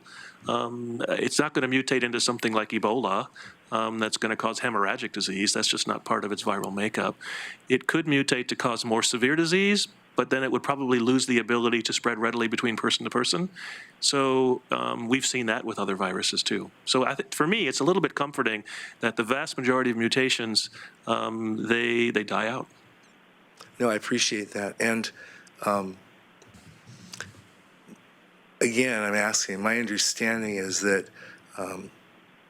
it looks like, we're expecting at some point for some cases to show up in Lane County. Fortunately for us, they're not the first cases to show up in Oregon, so the state may actually have some funds to support dealing with that. Would you say that when the test kits get here, that people will know how to use them? So the state lab began testing a week plus ago, and some of our clinical partners began testing in the last few days. So several weeks ago, we had no test, right? It was a real challenge. And now we have, as of last week, Thursday, the largest clinical lab in the country. I think they're the largest, called LabCorp. They began offering testing. And then on Monday, maybe the second largest, it might be the largest now economically, called Quest, they began testing. So we have two clinical labs testing, independent of public health. And then we have our governmental lab, the State Public Health Laboratory up in the Portland metro area testing. That being said, we still don't have enough testing capacity. We just don't. We have no testing capacity local here in Lane County. I've been working with one of our hospitals. They're trying to get some testing capacity locally. It's not as easy as you might think. I'm a former lab guy, and I've lived in that world, and I've probably forgotten a good deal of, or the world has changed under my feet, and I don't know it all. But it's hard to get laboratories certified, and you just can't flip a switch overnight and have a laboratory. There's a lot of FDA oversight. CLIA, the Clinical Laboratory Improvement Act, is another oversight, and it's just not that easy. So it won't be tomorrow we have lab testing in Lane County. That's not going to happen. So we're going to rely on those clinical laboratories, the two that I mentioned, and our state lab, and hope that that testing gets ramped up and we get more and more testing done to serve our needs. So we can really do an assessment and say, you're negative and you are sick, you maybe have influenza or one of the other interesting viruses, and look down that path. But we're not there yet. Commissioner, if I could just ask Dr. Ledke a brief follow-up on that, because I think for the viewing public, they may have one idea when we say testing not available in the community. So if you could clarify, if someone is ill in this community, we are still testing them even though the lab isn't in this community, right? That's correct. So it's very much, it's part of the laboratory system. So I can't tell you the percentage, but I suspect Mackenzie Willamette and Peace Health can tell you the percentage of testing that they do in patients in the hospital that's done in Lane County. It's not 100%. You know, they get sent to large reference labs. Large percentages of our testing goes to Portland or Seattle or some labs in California. And they use the airline system. Another reason why you probably don't want to shut down the airlines. Tons of our testing goes via airlines every single day. In fact, more than once a day, many, many, many times a day. So yes, all people who are hospitalized, this testing gets done. And some of it goes through our governmental lab and gets on a courier that the state has under contracts called Senvoy and heads up to the state lab. And some of it goes either via ground or via air to some of those reference laboratories.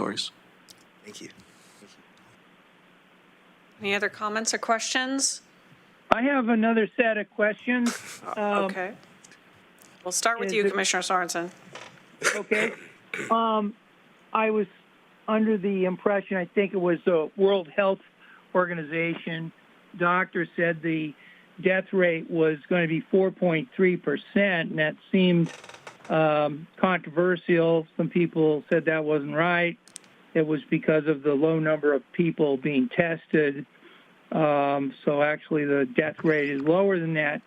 The most recent data I've seen are that there's 111,000 people that have tested positive for the disease worldwide, and approximately 3,890 people, or about 3.5%, have died. How many people do you think will be infected in Lane County? Madam Chair, Commissioner Sorensen, so I'm not convinced my crystal ball is any better than anyone else's. But of course, we've looked at worst case scenarios. That's how you do planning. And we have a population, 380,000 people. And if you look at the first and largest article that's been published on this, looking at the first 72,000 cases in China, roughly 81% of those persons had asymptomatic or very mild disease. So I think that we'll have a significant number of people that we may never find out because they're asymptomatic and they never seek medical care. But if you look at what we call the attack rate, and we don't know the attack rate of this particular virus very well, the attack rate is the number of people who are exposed to the virus and they become infected. The estimates that we're hearing from the World Health Organization is between 25 and about 60%. So if you're looking at 25%, you're looking at 90,000 people. If you're looking at 60 to 70%, you're looking at 250, 260,000 people becoming infected in our community. And those numbers sound really frightening, and in a way they are. Keep in mind 80% of them or so will be asymptomatic or mild disease. But also keep in mind that they will not happen in a day or a week or even a month. That's spread out over, we think, 4 to 6 months. Although the first patient, to my knowledge, in Wuhan was on December 8th. It was probably circulating for weeks beforehand. So this is not something that's going to happen, again, several thousand people infected in a day or a week or a month. It's going to be over several months. So while it's still a pretty big possibility of numbers of people infected, it's most of them are asymptomatic or mild, and it's spread over many weeks. Okay, thank you so much. Commissioner Bozevich. Thank you. So we had public testimony this morning concerned about the homeless population. And if you could, real quick, maybe address, what the incident command folks are thinking of, and if there are any efforts being made to assist with hand washing in particular, as that's one of our primary defenses for that population. Mm-hmm. Well, our staff did participate in the meeting on Friday. We're invited to talk about what we know about COVID-19 in Oregon and measures that we can take to protect ourselves and what our recommendations would be for unhoused populations. And certainly for hand washing, we are very interested too in partnering to make that more available. I think that's a great idea. It's very much in line with some of our other initiatives as well, like prevention of a Hep A outbreak locally that we've been working on as well. The state is also convening a work group around recommendations for unhoused populations, and we'll be sharing those very shortly as well. So to the extent that we're working very closely with the state too, I think that we will also be looking at those recommendations and seeing what we can reasonably implement here locally. And with the additional funding made available too, we will have additional resources coming. So we are interested absolutely in what we can do to protect that population. Commissioner, I would only add that in addition to that 4 p.m. call we have every day with the clinical community, we have a group here called, I like the name, it's called the QUID, because QUID can mean a lot of different things, especially in the United Kingdom, but it's the Quarterly Infectious Diseases Group, QUID. We happen to have had that meeting this morning, and that group includes a lot of clinical entities. So the VA system, the student health programs at Lane Community College, the university, the ambulance group, Mackenzie Willamette Peace Health, et cetera, all getting together to look at infectious diseases, and whether that's going to be the Olympic trials or the World Junior events a few years ago, or with the championships coming next year, we're looking at what's going to happen when 185 countries come here and some countries have polio. We don't have that anymore. How do we prepare our community? So we met today, and the whole day, of course, well, the whole time we met together was about coronavirus, and a significant percentage is how can we work with this particular, the homeless population, what can we do? And several people who are on the QUID care for, regularly work with this population. So we've been working for some weeks now prior to the QUID on a variety of items to help, not just pushing the issue around hand washing, but how do we work with these, we call them NPI, non-pharmaceutical interventions, and getting people the personal protective equipment, getting people the knowledge around social distancing and these sort of things. And we've been doing this for weeks. Just so happened that today was our quarterly meeting. So I think it's important to note that we have some systems in place that we can leverage when events of this sort occur, and that's one of them. Excellent. I thank you for that, and I appreciate that there will be resources maybe to get to some of these nonprofits that are actually on the ground servicing those folks, to get some, whether it's, the typical hand washing stations that you'll see, at the fairgrounds outside the animal barns, or other issues like PPE for the volunteers, and all that. I think that's important to try and keep those systems in place dealing with that vulnerable population, because one of the things they talk about is people with compromised health issues, and a lot of that population already has compromised health. So. Very good conversation. Any other comments from commissioners? Chair Buck, I have a question, if I may. Yes, please, Commissioner Farr. Thank you, and this is for Dr. Lutke or anybody else. The meeting that convened on Friday, which was described as a meeting of COAD Plus, can you give a rundown of who was there? And the reason I ask that is to kind of assure people that a lot of people are gathering to talk about this and to spread and combine our resources. So who was at the 1:30 meeting on Friday? So Cindy Morgan was the public health representative. She's our communicable disease nursing supervisor. She's appeared before the Board of Health before.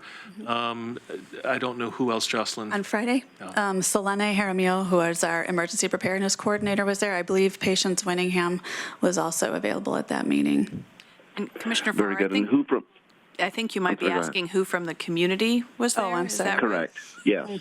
Yes, and I do not have a sign-in sheet in front of me. I have talked to a number of people who were there representing our various service provider communities, so I hesitate to list off particular agencies since I wasn't in the room to see them, but I'm looking if Pat or Jocelyn have that information, but I know at least our main non-for-profit service providers in the homeless system were there, as well as some of our key partners, such as the folks who do Egan through St. Vincent de Paul were there, and our other provider system. So I don't know if Jocelyn or Pat have any specifics to add to that. I'm sorry, and if the board is interested, we certainly can get that information and send it to you who was there.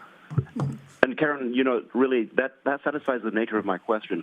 My question really was intended to let people know that we do have a large group of people who are consolidating, once again, resources, ideas, and thoughts about how to move forward, and that Lane County Health is actively participating, not just internally, but as far out as you can reach.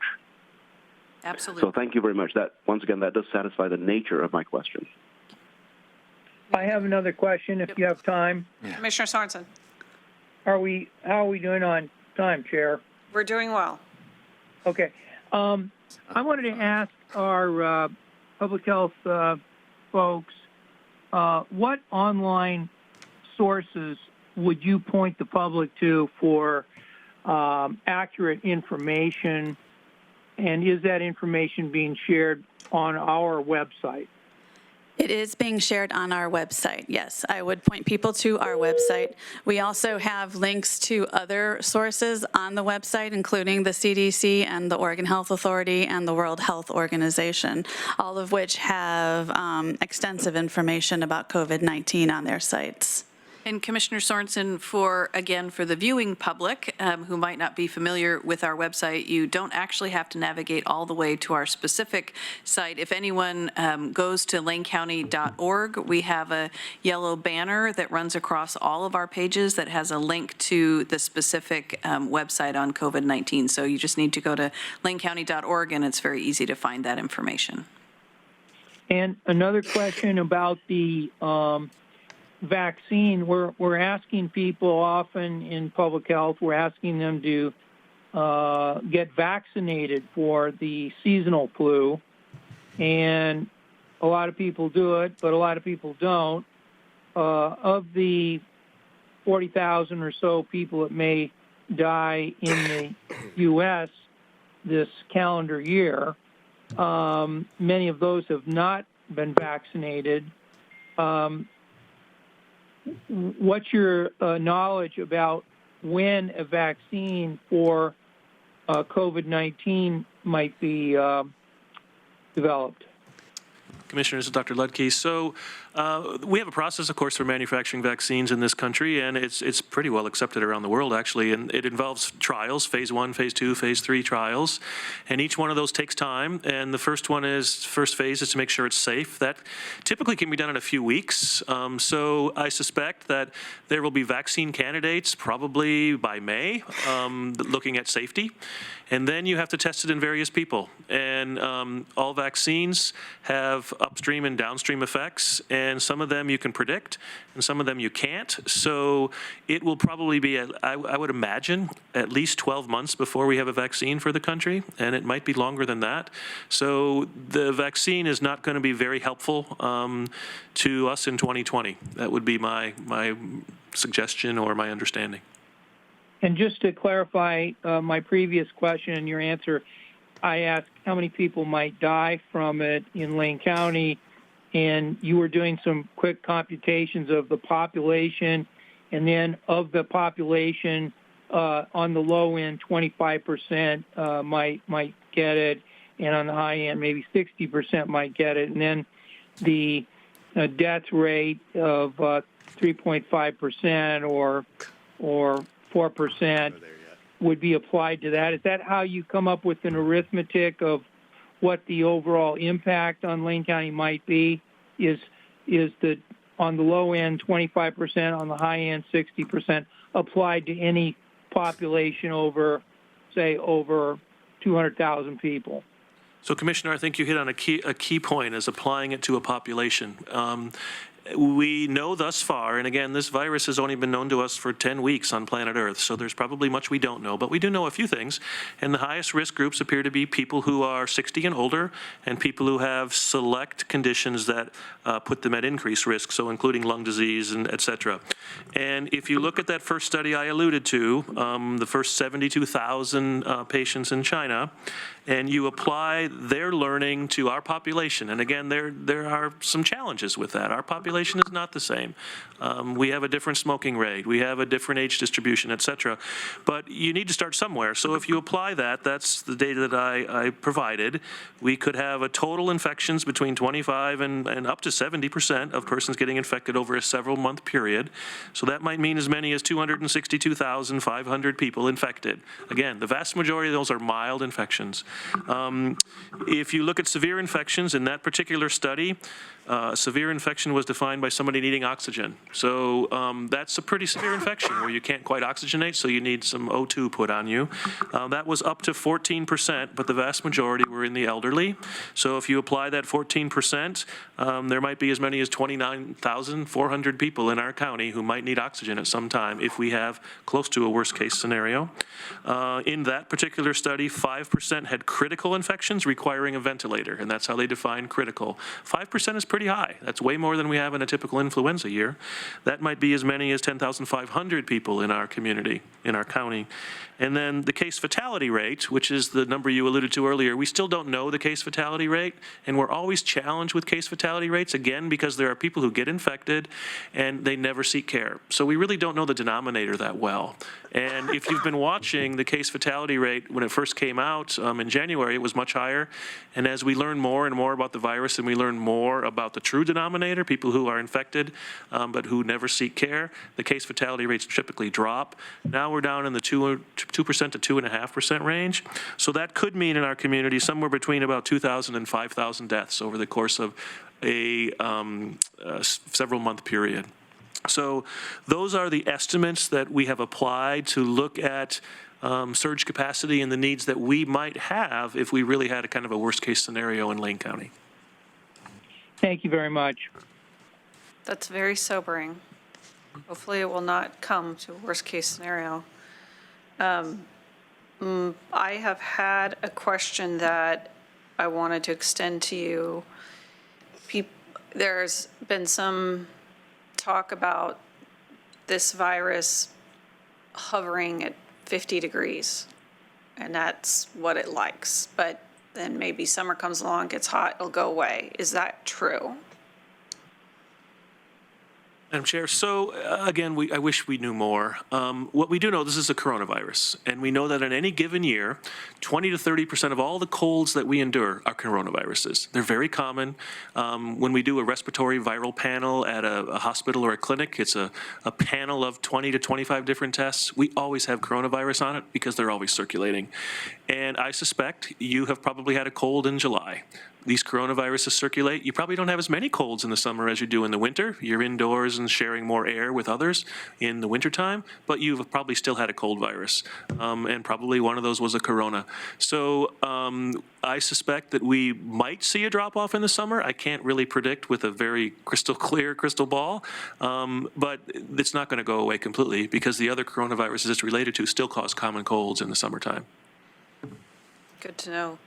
I mean, this is a perfect opportunity for us, as we previously discussed, to talk about our public sanitation infrastructure, which we've talked about for other reasons, you know, for not only for our homeless and unhoused community, just for basic sanitation services, but also for people visiting the city or the county in various locations, and how we're talking about hand washing stations, that's great. I think this extends to bathrooms, because everything's related. You know, talking about having a more robust public sanitation infrastructure, I think, is important, especially as we prepare for this in our community. We've all said it, you know, we probably think it's already here in some way, some fashion. We just haven't had anybody sick enough or come in and see the clinic to be recognized at this point, but we know that that is a real possibility at any time, given its nature.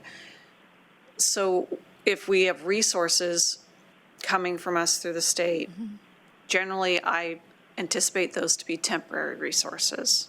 We may not have hand washings for a year or two. It would be for a certain period of time.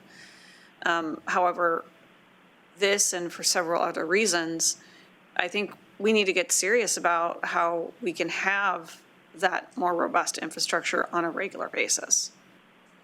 I don't know if you have any ability to address that at this time. I just want to put that out there for the viewing public, for us as leaders in our community, and of course you as our public health experts on how we can get there. And maybe it's temporary with resources, but for me, it's an ongoing issue and public health issue. Mm-hmm. I don't want to kind of give the impression too that we're going to have limitless resources as well. I mean, the emergency board allocated $5 million at the state level. I think there's about $4 million of that will come to local jurisdictions, and then of course that will be allocated across the state. So that is the first wave of funding that we're seeing. That's not the federal funding. That's a separate category of funding, and that will also be allocated. I don't know what the amount of the federal funding will be that we'll eventually see here locally in Oregon, but that will be over, I think within the next 30 days, they're developing a plan for allocating that funding. So in the meantime, though, we'll have whatever proportion of that $4 million comes to Lane County that we can figure out how to use most productively to address the virus spreading. Mm-hmm. If I may add, so Congress, as I understand it, approved $8.3 billion for the country for COVID response, and there are other opportunities and other needs at a higher level. In a perfect world, we'd all have laboratories that could test for this, but that's really expensive. And what do you do when there's no emergency? You know, the last time we had a coronavirus causing problems was 2012, the Middle Eastern Respiratory Syndrome, or MERS. Before that, it was SARS in 2002. Do you stand up labs for years and years waiting for something to occur? That's just a huge expense. So we have standardized and put these tests in certain sites. So all states have a public health lab. And how can we leverage that resource, and how can we get some of that $8.3 billion to help the 50 state public health labs increase their volume? I think it's great our state lab is doing testing, and we're very thankful, and they even increased to 7 days a week now, which is wonderful. And they've contracted with a courier to get samples from distant sites like Jackson County or Lane County all the way up to the state lab, but they're still only able to test 80 samples a day in a state of 4.1 million people. So how can we advocate to get some of those resources that have been approved at the federal level to increase some of the other infrastructure needs that we have? I don't know the answer to that, but all of the local health officers and local public health authorities are talking about that. What can we do to make sure that we get some of those resources at the higher level as well? That's very interesting to know, because when we were in Salem yesterday for our annual Association of Counties meeting, we had, excuse me? Monthly, yeah. Yeah, our monthly one. Sorry, yes, monthly. We had the Oregon Health Authority there and other state agencies telling us, well, the state only has 1,500 actual testing kits, and we're only able to test, as you mentioned, 80 a day, which seems minuscule compared to how we know this virus is in our community. The constraints are so severe that it almost feels like, what really can we do to do other than to care for those people that have come in and said that they're ultra sick, and do as much as you can within the hospital setting. We'll clearly put out these things for the public to prevent this, but I think our job really is. I was actually on the plane when we were in NACO listening to you all on the TV, giving your presentations about how the community is responding to this, and watching it mid-flight, just to keep up on what is going on here our way. And we'll do as much as we can to get the education out there. Is there anything more you think we as a board, elected officials, can do to help you? It's a great question, Chair Buck, and I appreciate that, and since you are our Board of Health as well as the Board of Commissioners, it's critical for us to keep in close contact with you. I know the county administrator talked this morning about the role of a state of emergency, and we may come back to you at some point and ask for that, as well as other asks. I think today our purpose really was to provide you a briefing and an update so that you know the state of affairs in the county at this point and have an opportunity to ask us about our response. Right now, we are managing our response within our resources, within Health and Human Services, with some assistance from emergency management and county administration. That may change if conditions in the community change, and we'll come back to you with that information at that time. But I think right now, the help you can provide us is really being an advocate for the messaging in the community, continue to direct people and their questions and concerns to the website and the phone number that we've set up so that we can maintain adequate staffing. Jocelyn talked about when we get so many calls coming into all the front desks, that's harder for us to manage. So I know a lot of people who are concerned will reach out to you as their elected leaders, as they should. So we want you to know how best to direct people. So that's helpful to us. And then if you have other questions that come up, please feel free to reach out to us. And we're committed to providing at least weekly email briefings to you. And certainly if things change in the community, if we get a case, we'll absolutely let you know that. Is there anything else you would add of how the board can be helpful at this point? Okay. All right. Any other questions or comments from commissioners? Yes. I am Chair, please feel free to say we don't have enough time for more questions. But Can the vice chair say that? No.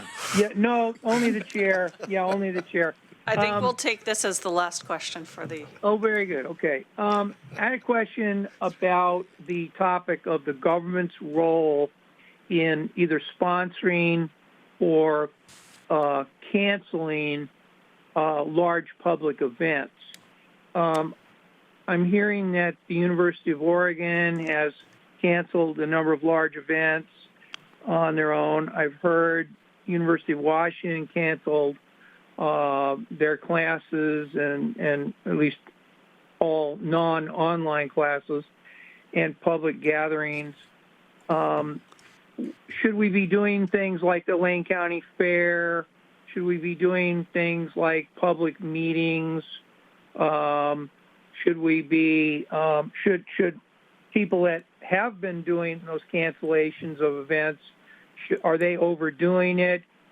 Shouldn't, you know, what do you think is, from a public health standpoint, what is the appropriate level of engagement of government to slow the spread of the disease? Commissioner, this is an area of challenge, I think, partly because it's a challenging area for data, and it's not a data void, but it's a challenging area for data, and partly because of the autonomy and community inertia, so to speak. So, and I guess I'd also add that not all events are created equally. So we've been dealing with a large number of entities out there. The Eugene Marathon is in late April. It's an outdoor event. Clearly the risk is significantly less than an indoor event in a small venue with a lot of people. And we have been looking at limited data to help us make decisions and recommendations for some of those groups. So I think it's an ongoing challenge. I think that the community is absolutely looking to public health for evidence-based recommendations, and when we have them, we are sharing them. Unfortunately, we don't have enough of evidence experience in this area to say close venues that include mass gatherings of more than 50 or 100 or 1,000 people. And if you look across the planet right now, what's going on, the country of France decided any venue with more than 5,000 people is not allowed. Why 5,000? To my knowledge, there's no data that says 5,000 is any line in the sand. There have been other states and countries that have made larger or smaller decisions and lines in the sand in a different place. So we do know there can be benefit in closing some venues for certain viruses. We don't have any data for this virus. We just don't. We've had long-term data, for example, for influenza, that you can see an epidemic curve increasing, and then the holiday break comes for Christmas, New Year's, and the number drops off significantly. And then a couple weeks later, the kids are back in school, and it goes up again. I've seen that for 30 years in my public health career. We have no idea if that's how it's going to work with this virus. We just don't know. And to be clear, the U of O hasn't canceled any large events that we're aware of yet. I thought they just canceled the environmental law conference with 3,000 people for the first time in 35 years. Oh, okay. I'm sorry, that's news to me. Okay, well, with that, I thank you very much for coming, and thank you so much for your hard work on tracking this. And we'll do everything that we can to get the message out. Appreciate your coming. With that, we'll also adjourn the Board of Health, and we'll resume our regular meeting. There's a lot of hammering today. Apologize for that. So we are back into our regular Board of County Commissioner session for the afternoon of March 10th, 2020, and we are on item 12A, Commissioner's Business and Announcements. Any Commissioner announcements? Commissioner Burney. A couple of announcements. One is several of us met the new executive director of the Association of Oregon Counties yesterday, and I wanted to share with you that this is a woman that was born and initially raised in Springfield, who went to and graduated from Cottage Grove High School, where my wife taught. I can't say they were there at the same time, but my wife did teach there for 30 years. And I think is very friendly to a lot of the approaches that this county has in terms of public health and mental health, which is her background. So I'm kind of enthused about that. I also wanted to share that the three commissioners that were in the air most recently are sitting before you. And as my first National Association of Counties conference, I'm not a big conference guy, but this thing was substantive, informative, and I think very worthwhile. I want to give you several quick examples. We now have a relationship with the doctor, Robert Marbut, who is the executive director of the United States Interagency Council on Homelessness. He now knows of Lane County. He actually has some strategic reasons why he would like to have a relationship with this county as we move forward. He knows of what we're doing and the constraints of our housing market. So I think that's huge. Example number two. Different people have different views of what I think is a flawed tool in our toolkit to direct capital investment to our county, and that is opportunity zones. At this point in time, the governor is considering abandoning that. That's one of the few areas I personally disagree with her, and we now have a relationship with the group that advises the Senate on the proper implementation of opportunity zones, which, remember, are again a tool to direct investment in distressed communities across the United States. She's very interested in working with us here in Oregon. And so we have that relationship. I know that Commissioner Bozovich and Commissioner Buck could probably identify a bunch of others. Maybe they will, but I was so impressed to be developing these relationships on behalf of the county with these people only as a result of that conference. The associate administrator, who's the number 2 guy at the United States Small Business Administration, this person oversees all the women's business development centers, the small business development centers, and other SBA programs, many of which we have here in Lane County. As fate would have it, I learned that SBA's procurement priorities reflect almost exactly the new procurement priorities embedded in community benefit agreements.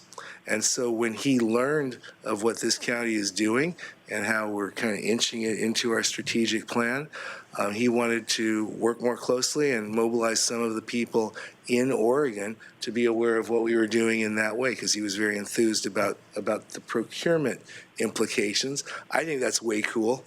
And finally, I took our county administrator to the International Brotherhood of Electrical Workers headquarters and met with their National Business Development Director and their National Membership Director. They were very impressed. They will be watching what we're doing in Lane County. And I think as it relates to Justice Center and other things that we may be looking at moving forward, we will get significant support from national, which is almost unheard of in terms of a county kind of measure. So I thought it was great. That does not at all review who we heard from and the relationships developed from commissioners literally from everywhere across these United States, and I simply wanted to share that. Thank you.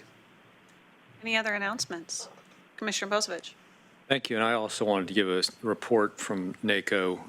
One of the main reason I went, and it was kind of a last-minute decision, was to carry a resolution that I had the board approved, and the board sent it to the Association of Oregon Counties, and the Association of Oregon Counties approved it to take to NACO, and I presented as a sponsor to the Health Policy Committee there on getting some clarification of tort coverage for our FQHCs. And that was adopted unanimously by the Health Policy. That could save the county enough money to pay for our trips multiple times over.